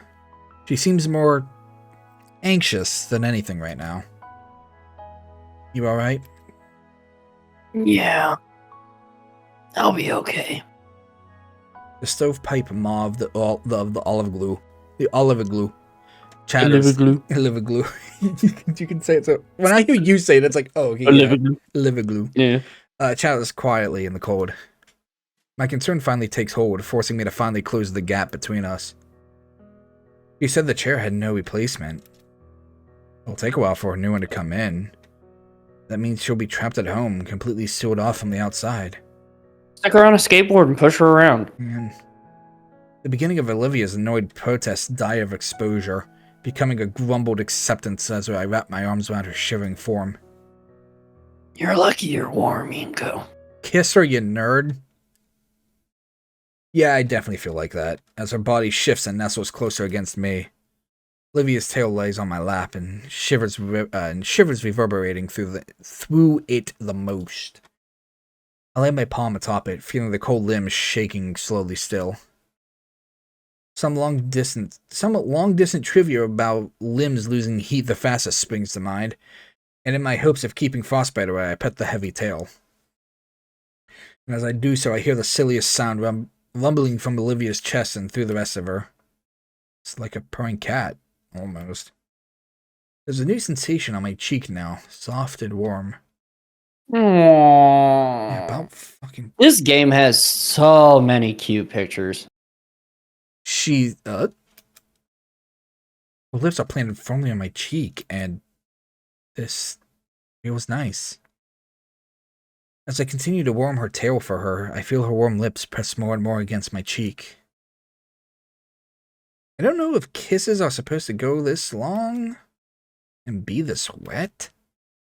Now my lips are moving and some pointy things are there and... She munched you. It's fucking adorable. And that's her teeth. Oop! Big oop. Olivia instantly lets go of my cheek from her non-lethal bite. Oh. Oh, fuck, sorry. I'm new to this stuff. I'm nervous. Shit. That's so adorable. It's okay, really. Put a hand on my cheek and feel the damage. I'll feel the indents of her fangs, but nothing serious. I almost even start falling asleep before we hear a car pull up to the bottom of the hill. Fucking Inko's As you're still walking? No, I think this is on the bench, but it's like Inko's about to die of hypothermia. I thought like he picked her up so they could move towards the car, so he's walking, No, and that's when that happens. I'm on falling asleep. Please don't fall asleep. Olivia perks up and leans forward to try and see who it is. A few seconds later, Liz's head rises above the stairs, scanning like a submarine periscope. As one does. Crap, it's gonna be tough getting her all the way back down, even with Liz's help. I look back and smile at Olivia, still huddled against herself and clinging to my arm. You ready? Man, today seemed to drag on endlessly. Liz's arrival had ended our embrace, and she had quite the dour look on her face. She said she'd been in a meeting with the principal, and I could only imagine how the faculty and student council were reacting to Adekon's passing. Her mood seemed to lift a little, at least, when she saw Olivia and I both huddled together beneath a tree. Olivia's mood, on the other hand, plummeted. Probably from the way Liz and I had to carry her to the car. The ride to the Payne household had been silent, save for Olivia's grumbling and embarrassment. I think I'd be in a similar mood if I was treated like a sack of potatoes. But then again, how else were we supposed to carry her? I should suggest more leg workouts to Coach Solly. Just in case. You can do them at home. See, doesn't it kind of seem like she's standing? I mean, yeah. Damien and Randy. Randy! Were waiting for us at the curb. Oh, you're what? The older man looking over Olivia with worry. When your friend told us, Soph and I were beside ourselves. I'm fine, Randy, just... Randy didn't really hear her, as the instant her car doors opened, her legal guardian pulled her up into one hell of a bear hug. Come on, I'll get you kids some hot cocoa. I tell ya what? Damien watched on with a smile of relief as his father hauled her over his shoulder and marched into the house. You guys want to stick around? Vinny's still in school, so we'll have the consoles to ourselves. Oh, hell yeah. Time to dropkick Vinny. Well, it's still pretty We'll early. delete his Fortnite account. We'll get him banned. I heard what he said to you, Inko. So uncool. Still pretty early, all things considered. Sure, I'd love some hot chocolate right now. Liz? Oh, that'd be... Liz? Liz. I'd like to, really, but the council still needs to prepare the arrangements for Adekon's... Well, you know. Maybe I'll come by after if I can. Alright. Well, if you do, I'll make sure there's some cocoa left. I appreciate it. With that, Liz drives off down the street. Come on, let's head inside before we turn to popsicles. Settling into the well-worn couch, I noticed a distant lack of the barrier knocks. Where's Olivia? Randy chimes in from the kitchen, busying himself with an old-fashioned kettle. Wanted to rest on her bed for now, boys. Give her some time. No one can resist hot cocoa during weather like this, especially how I make it. How do you make it, Randy? Oh, with propane, of course.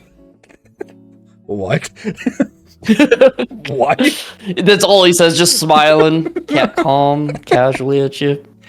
Never had homemade hot chocolate. And propane accessories.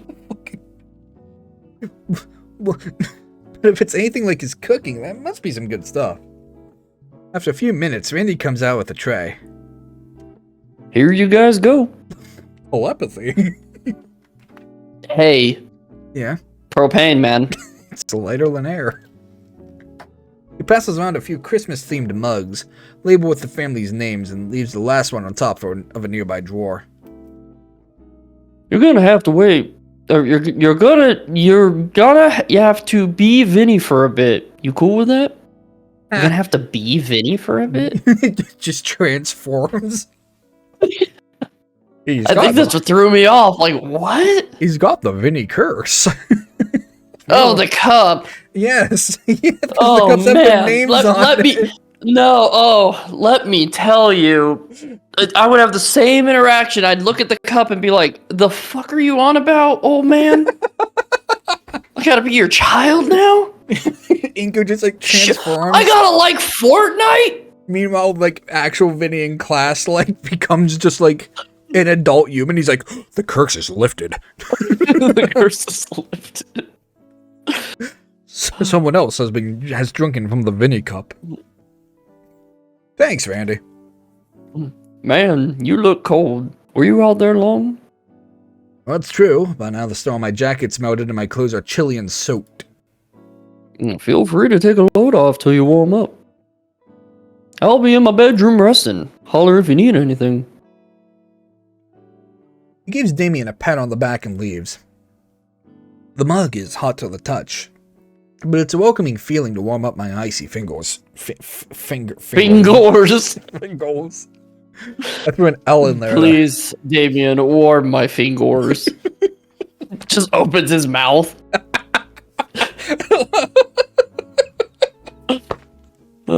Just sticks both his hands into Damien's mouth. So, what are we gonna get the adorable pictures of Inko and Damien?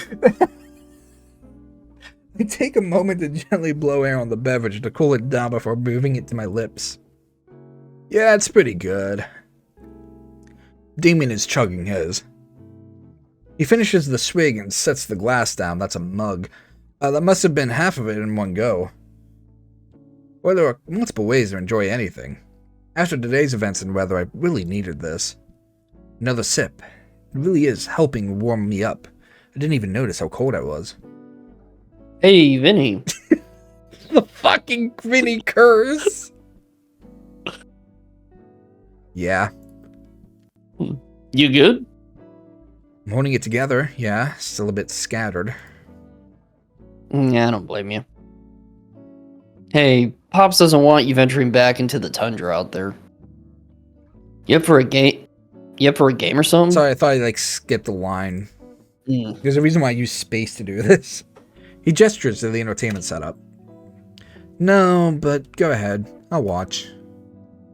Damien thinks for a second, the few gears in his head turning in conflict. No, really, I don't mind. Alright, I'll get set up. Damien sets his game up, searching several mismatched cases for the right CD and giving the screen a good thump to get it to work properly. Oh, hell yeah. Grabbing a controller, he turns on the Xbox Run, selecting something called Rock Ring ODHG, and settles deep into his groove on the couch. You cannot make that fucking joke and not tell me what ODHG stands for. I don't know what ODHG means either. Okay, it's Halo ODST, and ODST is short for Orbital Drop Shock Troopers. So basically, like, the drop. Okay, go ahead. I'll let you work it out. I'll let you work it out. I'll keep going. Never mind. Say the line. This one's my favorite in the series. Halo ODST is a good one. Is that the fifth one or? Is that the one with what's his nuts? Yeah, with Master Chief. Yeah. No, not with Master Chief. Master Chief is dead. Oh boy, sure feels like it. What is his name? Give me something to go on. Nathan Fillion. Nathan Fillion, probably. Nathan Fillion. I mean, if he plays Buck, then yes. It's Halo 3. It'll be called Halo 3 ODST is the official name.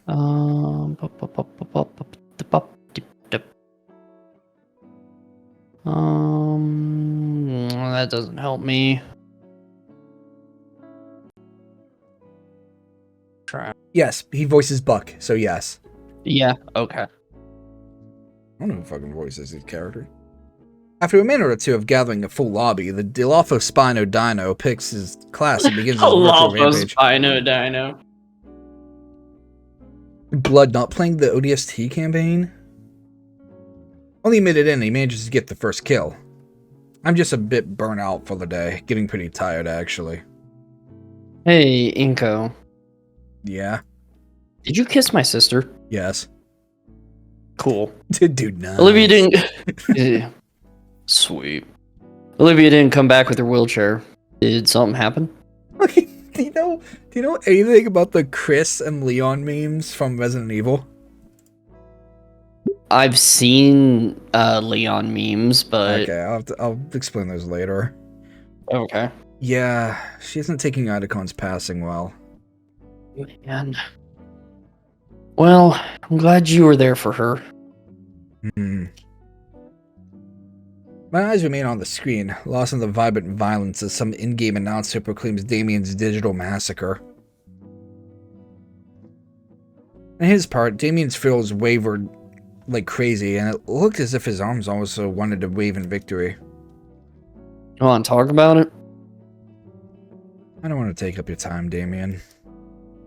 Come on, man. We've known each other for a while. You can be honest with me. I'm like your best bro. I laughed at you when you got your shit kicked out on the first day of school by Mia. Not sure where to begin, really. Idacon was really cool. He had the best voices. I don't really have the right words for it. He was flamboyant, and then he was like deadly serious. He like axed Olivia's painting. I probably shouldn't tell you that. Oh, what are they gonna do? Fucking he's dead. Oh, David's like, I fucking knew it! Somehow, I think I'm unqualified to speak on it compared to Olivia. She knew him better than I ever did. It was important to her, yeah. We talked about it for a bit before Liz picked us up, but I'm worried I'm not much help. Well, that's what we're here for, right? To help her out any way we can. Best thing to do is to be ourselves for her, and she'll eventually go through the motions her own way. Yeah, that makes a surprising amount of sense. Also, like, that's sensible. I slowly look up from my mug over to Damien. Make it sound so easy, too. He briefly meets my gaze before returning his attention to the screen. I know I'm not the smartest guy around, but I do know Olivia, and we don't share parents, but she's still my older sister. Older sister? Her birthday is first, duh. And knowing Olivia, she'll be able to manage. But how are you managing? Me? Trying to sort the maelstrom of emotions running rampant in my head is overwhelmed, I guess. Wish I'd gone to learn more from him. Olivia could probably recite some of his lessons by heart. She probably could. I remember the first time she got to work with some special paints in his class. She was just ecstatic. She came home a mess, covered all over with blues and greens, and leaving tracks behind wherever she went. When Mom saw her carpet vandalized, she threw her right into the backyard and hosed her off. I ended up joining in because it looked fun. Eyeing the hallway leading to her room, a part of me wants to see if she's alright. Part simply wants to be closer to her again. Damien looks back again, the unspoken question clearly written across his arched brows. What about Did Olivia? you hug that gator? Speaking of, I may have told Olivia that I liked her. Eh? About time. Hell yeah. He's such a bro. Damien's the fucking best. Huh? Yeah. What? You two have been stuck together like glue ever since the summer barbecue. I mean, come on now. Anyone with half a brain could see that you were becoming more than friends. All the signs are there. Although, it does worry me a bit. Why's that? Well, think about it. Your teacher just passed away. You're both wrecks right now. What if it's just that suspension bridge thing? Ooh, good fucking observation, dude. I don't know, man. It only just happened. You're right, I'm sorry. I do like Olivia. I know that. I guess I'm just a little scared of the future. How so? There's just a bunch of things I still don't get about Olivia. Maybe friendship in general. When I first arrived at St. Hammond, I never really had any friends like you guys. So to suddenly be involved in all of this? I don't know. I think I get it. Yeah, things can be a little dramatic around here. One way to put it. What's so different about your old friends? Never really had any. Well, that's not true. I had friends, but they were like... day friends, you know? Classmate friends. Yeah, I got a bunch. And your folks constantly moving means they only ever lasted like a year, tops. Yeah. Am I a day friend? No way. You come to our parties and everything. In fact, look. You're literally on my couch. Like, right Yeah. now. Well, we're behind the couch, but yeah. He points to the subtle discolored patch on my jeans where Vinny's acid punch had failed to completely wash off. We got you marked. We're coming for you, Inko. Thanks. Never let our prey go. Oh god, no. It means more than you know. To be honest, I always had a good feeling about you. Thought you had to be a decent addition to the group, but to see Olivia actually start opening up around you 2 months ago, that was unthinkable. All those years I was trying alone, you know? Made it all worthwhile. Not to take credit or anything, I'm just really glad to see you're happy after so long. Moments of Olivia and I together flash in my head. Good, bad, and everything in between. Good, bad Gundam? It all accumulates into a single image of her staring up at me with that smile of hers. Yeah, me too. Hard to believe that she's been dealing with so much inside when I first met her. Well, Inko, some people just have a lot of problems they hide from the world. For example...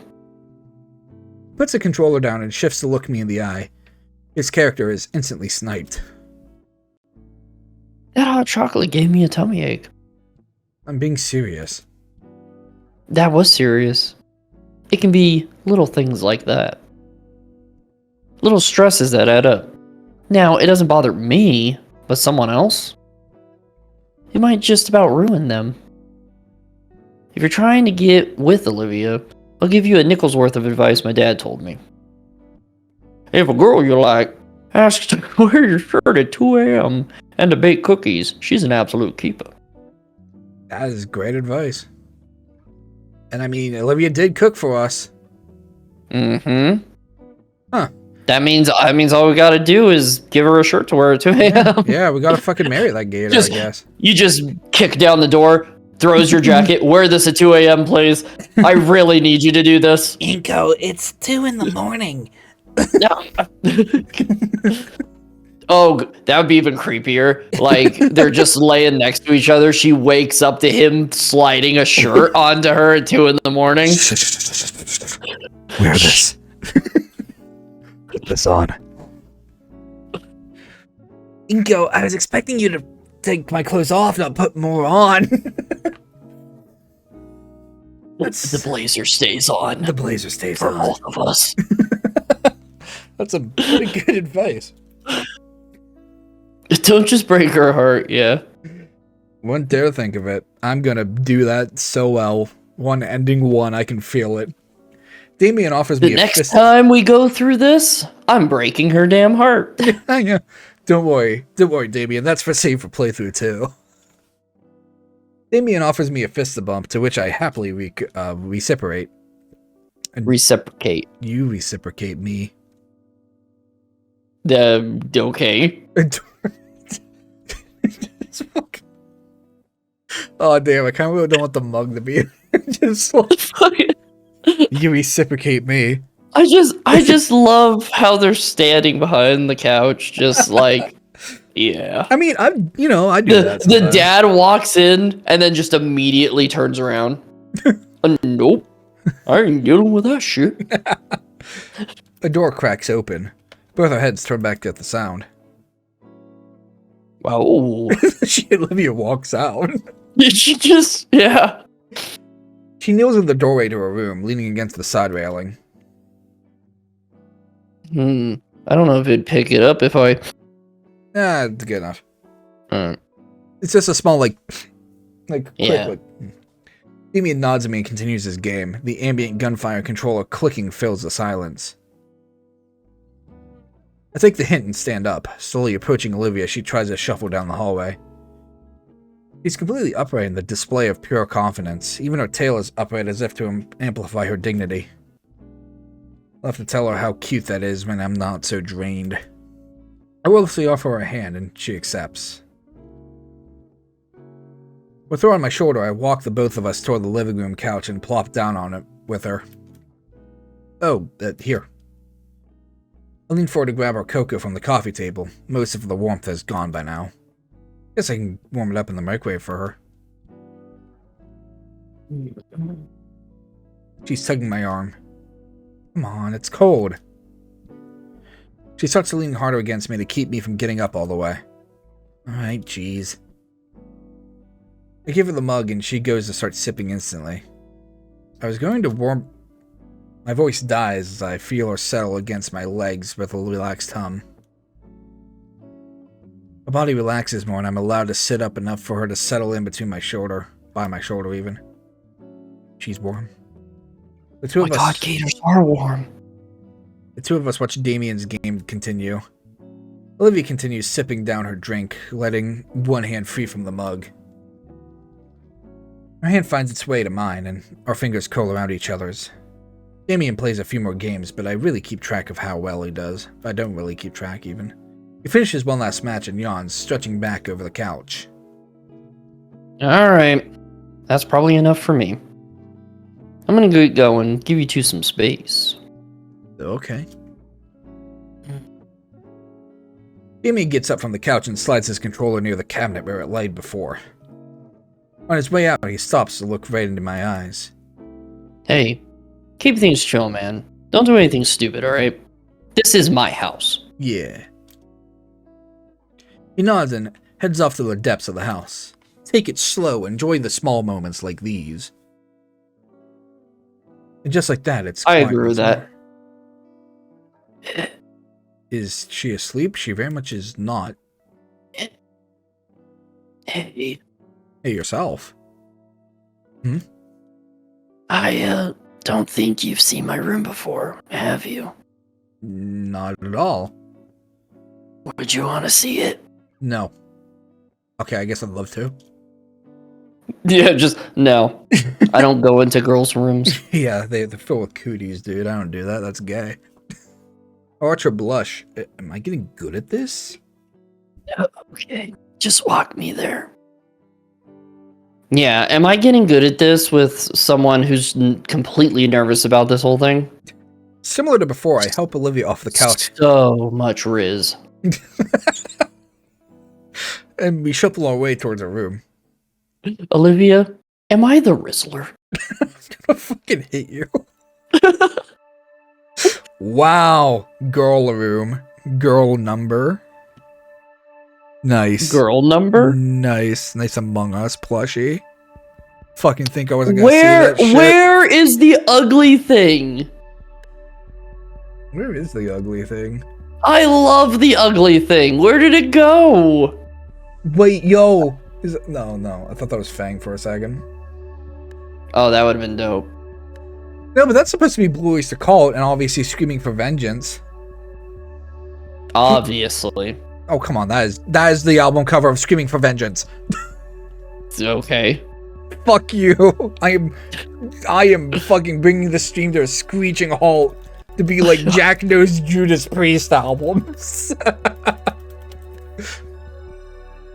Cool.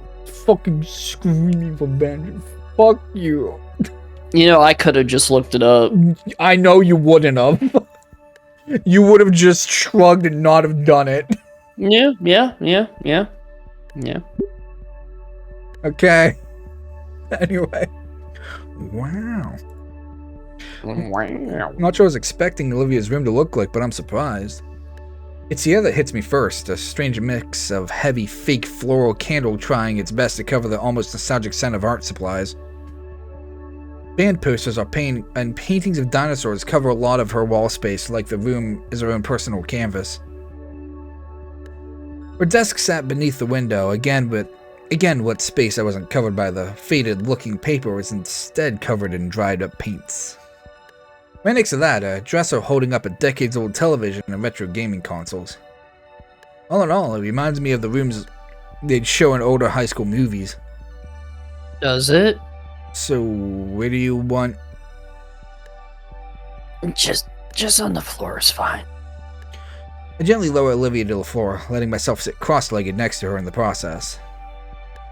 So, What do you think? I think girl room. It's a room. Yeah. It's got stuff in it. Yeah, Things it's- that you enjoy. It is a single room. I mean, it's okay. I like the single black poster you have. It's just black. It's the void. Nico, it's the you know how every time we say we're looking at stuff and then it's just black because, you know, the artist just doesn't have anything for it? That's that. That is my black void. It's one day that just appeared, and every day it slowly gets bigger. One day it will kill us all, Inko. Have you ever heard of the immortal snail? It's kind of like that. Snail man. Yeah. Why do you stay in this room then? I don't know, kicks. Figured you wouldn't have any chairs. I got this really soft rug and a beanbag chair over there. She gestures to a beat-up lump in the corner near a large lamp. Olivia pulls something off her bed. It's a laptop, open to a music program. I don't recognize any of these songs, or bands, or albums. Great, now I'm gonna feel fucking old. Why? Because fucking Rizzler Inko doesn't know what Screaming for Vengeance is. It's okay. Pretty See, big I didn't know that was the name of the album. Yeah, yeah. Here's you and names. Yeah. Yeah. Me and not knowing band member names. That's a... Yeah, I don't know why I can remember some band member names and I can't remember shit for actual people's names. It's a pretty big track list. What music do you listen to? I'm sort of a closeted metalhead.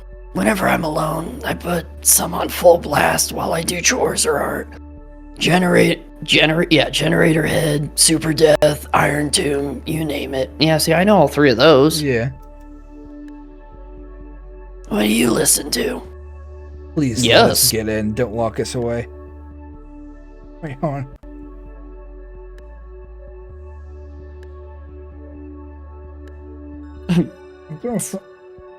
Okay, so I don't get this.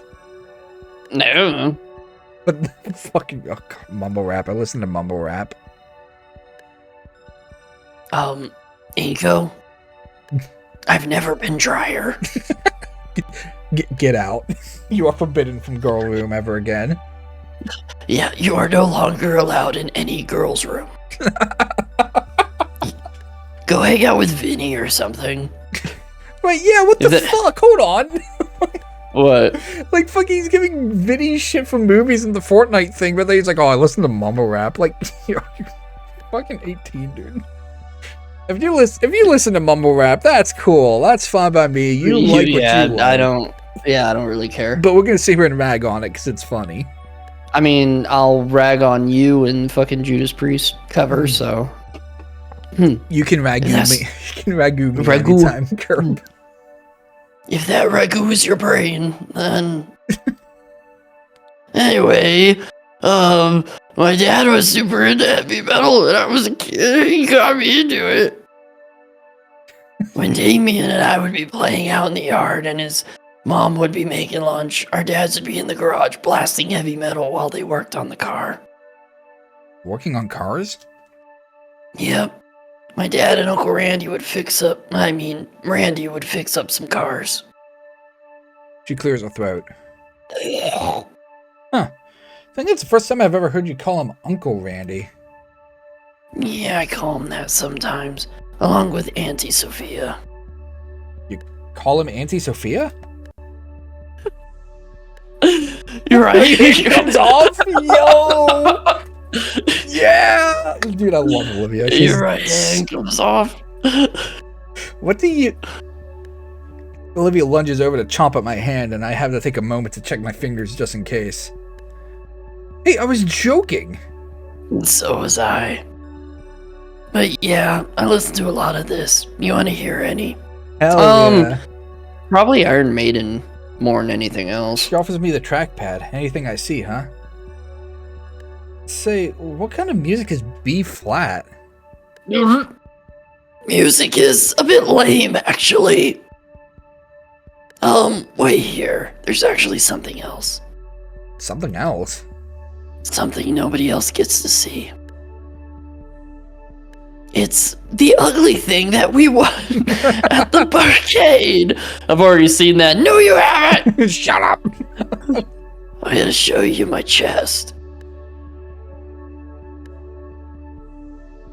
Here it is, look.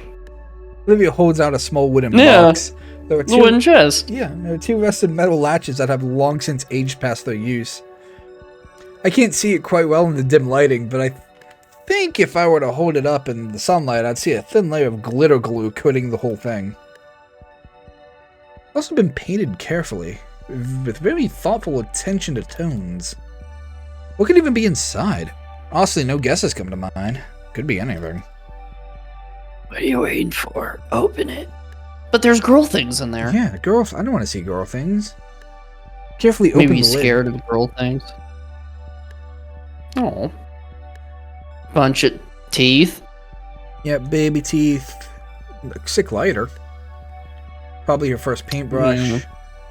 Marbles. Inside is Olivia's chest.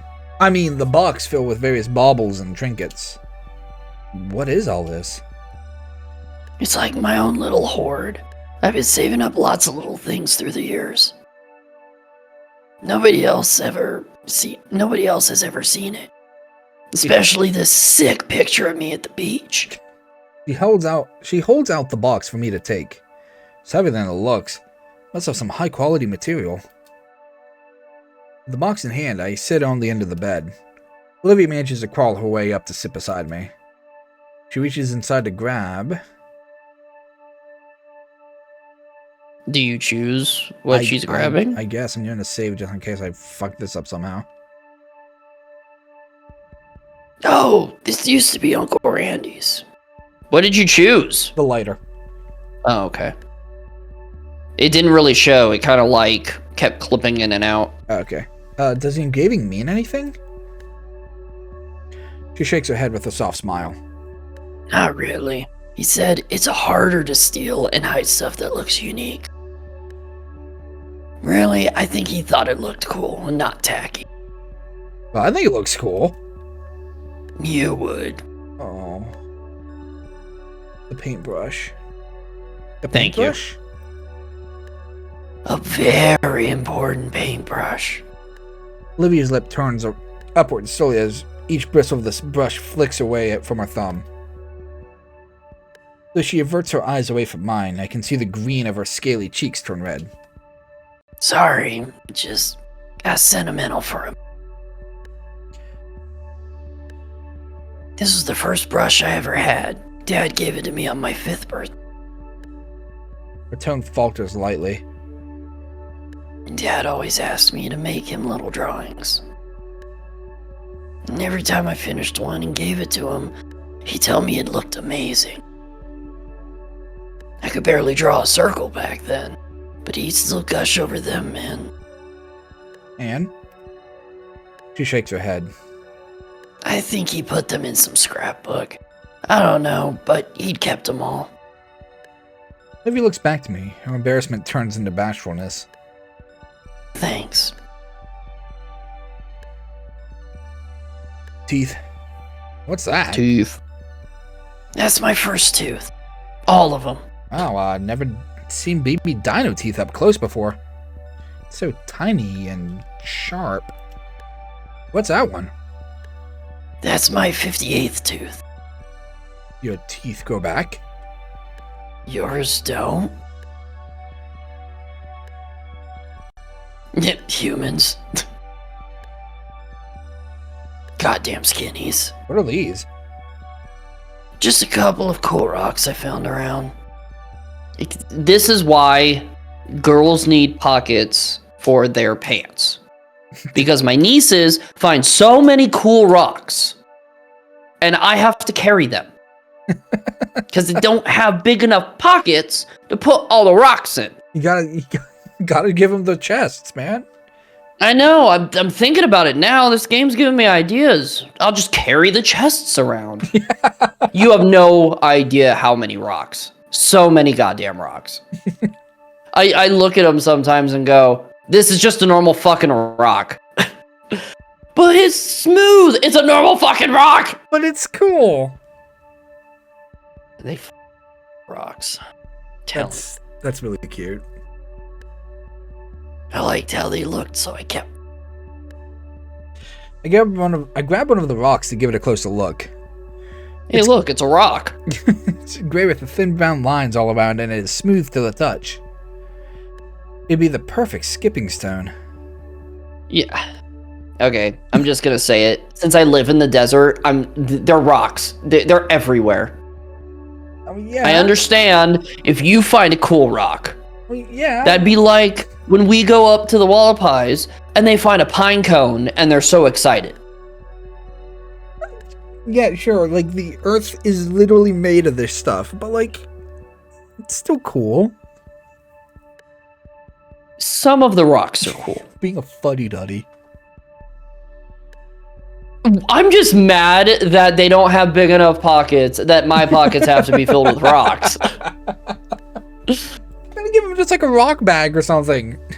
I am going to get a sewing machine and just sew them bigger pockets. Going to give them the pockets. They will be the coolest children, the coolest girls for having normal size pockets.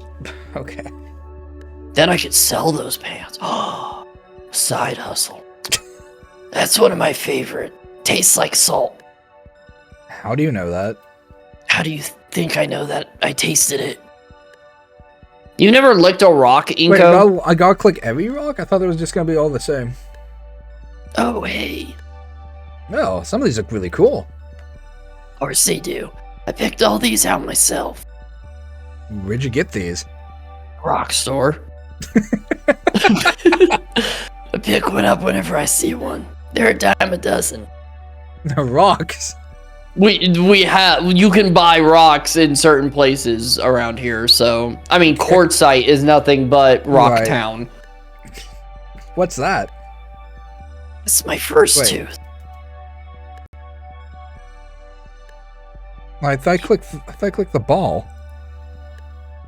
Oh, I love this little guy. What's that? Let me show you. It's a bouncy ball, you goob. I thought it was a marble. Maybe. Olivia rummages through the box and plucks out a tiny hexagon piece. She then places the plastic ball on it, and before my eyes, it transforms into this little robotic-looking dinosaur. Oh, it's one of those. It's a fucking Bakugan. Yeah. It's a... This is a Gabugan. Dinoid, to be exact. I was hooked on the show when I was younger, and always asking to get the toys for my birthday and Christmas.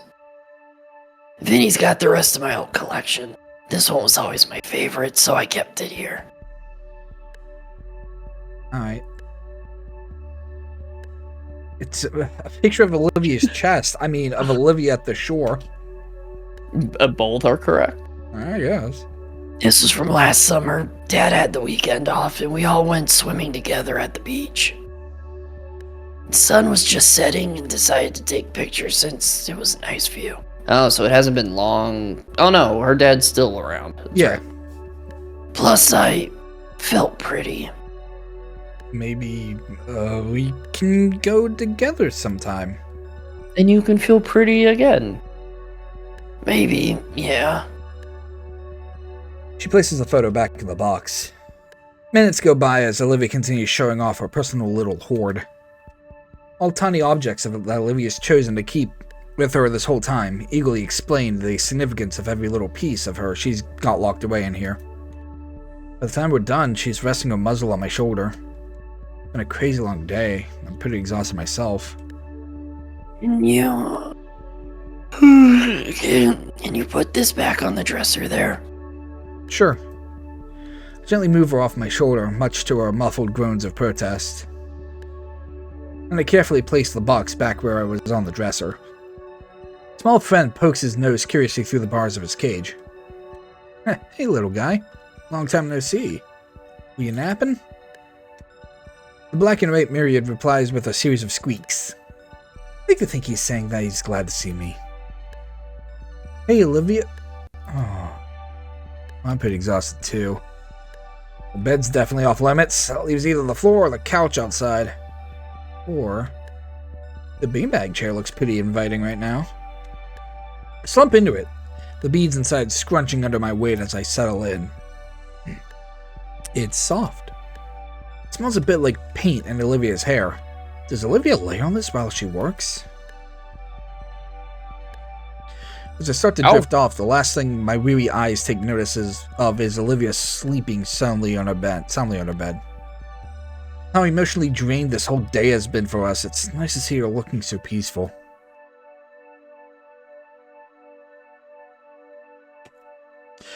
I begin to stir from my deep, cushiony slumber. I feel like there's something heavy across my stomach, stopping any ability to move. Did someone throw a weighted blanket on me? Shit, it's like whatever's on me is vibrating. What is it? Olivia? She's on me. My entire head grows hot as my brain tries to process the situation. How weird is she's her chest pressing close to mine. I can feel her rhythmic breathing against my body. It's deep, slow, and with a subtle but noticeable rumble with each exhale. If I focus hard enough, I could probably feel her heartbeat. Maybe she sleep crawled onto the beanbag and didn't realize that I was on it? Should probably wake her up, so she can get back to her bed. Anytime I try to move, her limbs cling tighter around my body like a boa constrictor. With all but Olivia's tail wrapped around me, any attempt of escaping her hold is fruitless. Olivia looks even more peaceful than she did on the bed. Maybe she does know. Too bad we can't see this. Maybe she does know that I'm here. I'll leave her be. Last thing I want to do is make her a cranky gator. My free hand, I managed to grab my phone. Checking the time, the digital clock says that it's only 5 minutes past 4:30. Plenty of time to continue my nap. I nestle my head back into the beanbag and let the feeling of Olivia's rumbling lull me back to sleep. Yeah, this feels nice. My morning alarm lulls me from my sleep and into the world of the living. I ended up spending the night at Olivia's place. Randy and Sophia thought my parents would actually be worried that I stayed with strangers for the night. When my folks hadn't answered the phone, Sophia was left fuming. Randy didn't look as bothered, though, and the two calmed down after I made something up about a business trip. Honestly, I'm probably right anyway. On the upside, I got to spend the night with Olivia. Last night, we even turned the living room into some kind of blanket and pillow fort. Felt childish to huddle up on the floor with Olivia and watch her play old computer games on the outdated TV, but I had more fun than I'd like to admit. But now that Friday is rolled around, it's time for school. Olivia's wheelchair is out of commission until Randy could get a replacement, meaning she'd have to miss out today. Given the state of both her emotions and wheelchair, it pained me to have to go without her and leave her all alone. Honestly, I don't want to be alone in my cold and empty house either. Sure. Miss Sophia's one hell of a cook. Last night she made a delicious meatloaf. Guess I know how Olivia got her culinary skills from. I rise from the couch, pulling the spare blanket off of me. The pains let me sleep on the couch, but at some point Olivia must have dragged herself from her room to join me. As I try my best to get up without waking her, I pull out my phone to check the time. It's about the same time I normally wake up. I'm kind of impressed with my own internal clock. You awake, son? I jump as Randy makes his presence known behind me. His hands idly button up Floral's shirt as he motions ahead towards the unconscious Gator lying on the couch. Guessing he has the early shift. She wasn't there when I went to sleep. Don't worry, I'm not accusing you. Damien's already up, and the kitchen's got cereal. Don't be late for school. I nod a response, taking a few moments to put my jacket and glasses on before heading to the kitchen. Even if I didn't remember where it was, it wouldn't be hard to find. Damien's busy slurping honeyed oats like a jet engine. Oh, Inko, you hungry? Before he even replied to Dilophosaurus. I am... Dilophosaurus. Oh no,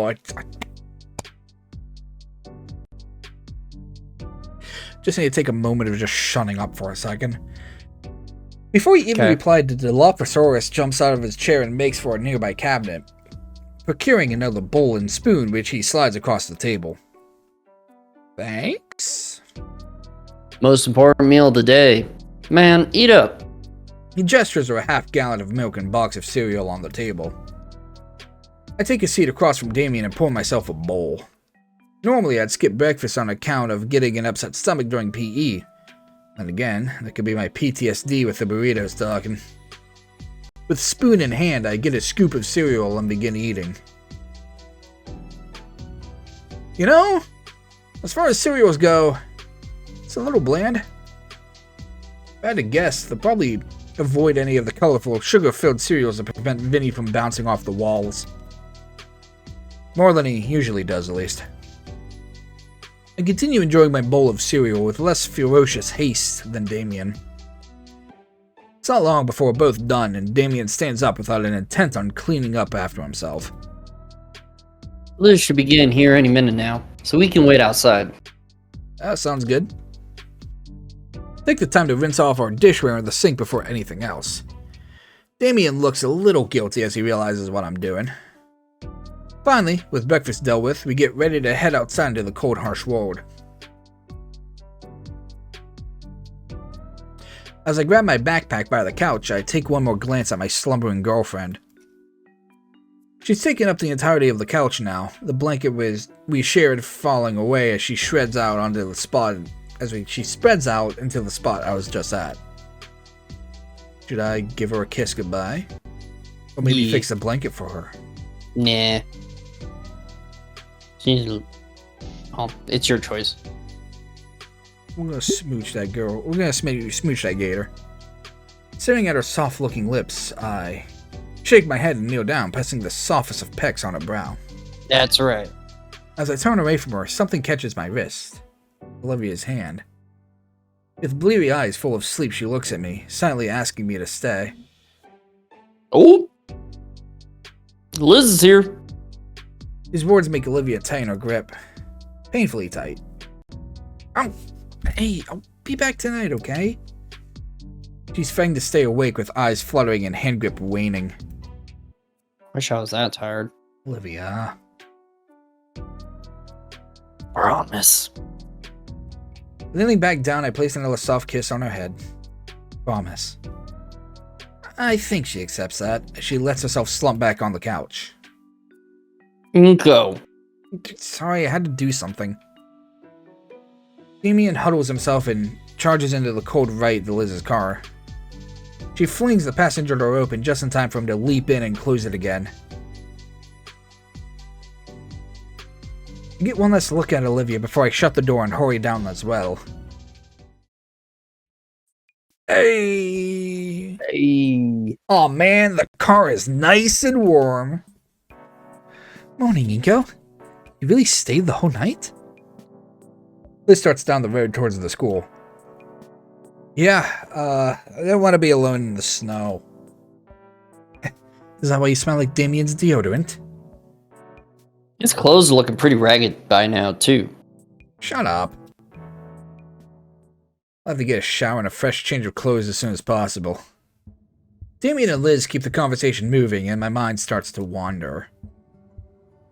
Man, poor Olivia. Who knows when the replacement chair is coming in? It'll be anywhere from a few days to weeks. She's just going to be stuck home the whole time. Well, I still need to go to school. Won't be the same. We won't get to be together in the art room after school. All alone, just talking, making fun of my bad paintings. Just us. Man, wait till Idacon finds out where... Damn it. Well, I guess he knows by now then. Man, it really won't be the same. Yo, Inko, you good? Seem pretty down all of a sudden. I'll be fine. I appreciate you guys. Really. It's been the best school year of my life so far. So, thanks for being my friends. Hey, you're cool too. What brought this on?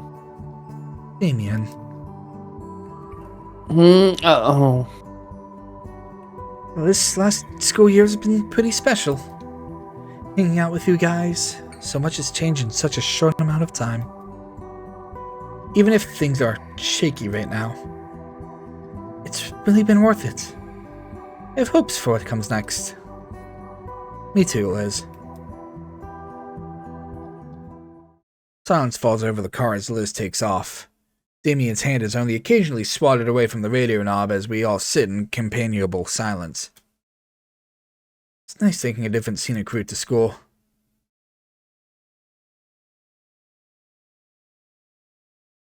Little snowman. At school, the atmosphere is undeniably different. It's as talkative and rowdy as ever, but there's less of it. I don't know. Maybe it's just my mind playing with me. There's less color as well, like it's been drained just a bit. The layer of snow blanketed everything outside is partially to blame. And I was looking forward to making a snowman this year. Maybe I'll be feeling it later. Solly was as stern as ever in his class. Whether it's just that he doesn't care or his own form of respect is beyond me. But his hat was on just a little tighter than normal today. And too many feelings today. Moping isn't going to get me anywhere. I'm halfway to second period when the question of Idacon's replacement strikes me. We just be getting a few days off? A way that we can just find a new teacher on such a short notice. Class is probably going to be on a hold for a while. His name is still on the door plate when we enter. Inside, many of the students chatter with each other normally. Some nervously glance up to the teacher's desk. I take my normal seat, but the vacant desk Olivia would normally be stationed. Period's gonna suck without her. Looks like all I gotta look forward to today is lunch with Damien and Liz. Man, this whole day is just gonna drag on. I want to go back to Olivia. Okay, Inko, you're being awfully clingy. Like, I get it, man. You love your girlfriend. Very nice, but like, kind of suddenly clinging a bit. But this does also remind me of like when you go to school, right? And like your friend just doesn't show up, and you're like, oh, I guess they're not coming in today. And you're just like, oh, this is gonna be weird all day now. Well, yeah, I think it's a mixture of three things. Yeah. I think it's like that. I mean, he just got with Olivia, so he's in high school. He wants to spend more time with her. Yeah. But you also got to remember, I mean, Idacon's passed, so it's just it's a whole string of emotions. And if he feels better, at least if it's just some kind of veneer of feeling better with Olivia, then he's going to want to do that. Yeah. You're always going to want to do the things that, you know, make you feel not shitty. Yeah. So, I mean, shit, I'd think the same way, honestly. Especially in times I'd fucking sit in this classroom and be like, God damn it, just let me go hug that Gator girl. The bell rings. Hey, bing bong, ding dong. And an unfamiliar woman in a suit walks in, clipboard in hand. She nods at us all and starts reading mechanically from some script. The substitute tries her best, but there's only so much you can get done on your first day on such short notice and with just some papers to read out. Her tone doesn't help. Drawn out and empty, and I feel myself losing focus. I look down at my half-taken notes. Olivia would probably kill me if she knew. Do-do-do-do-do. Do-do-do-do-do. The substitute looks at the class phone in frustration as she walks over to answer the call. They both mumble back and forth for a few seconds before. We got a Inker Cog Cheeto in the class? Inker Cog Cheeto. I raise my hand. The substitute thumbs towards the door. Office called. You're wanted. Weird. What would the office want with me?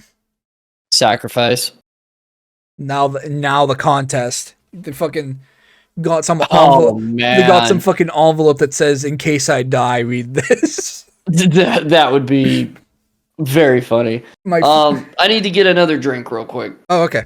Because if I'm staying up to see where this goes, I'm getting it. I was getting a bit curious. I'm like, man, we have been going for a bit. Yeah, but just let me get a Okay. drink. Yeah, you go get your drink, dude. Since I have tomorrow off as well, it's fine. Oh, okay.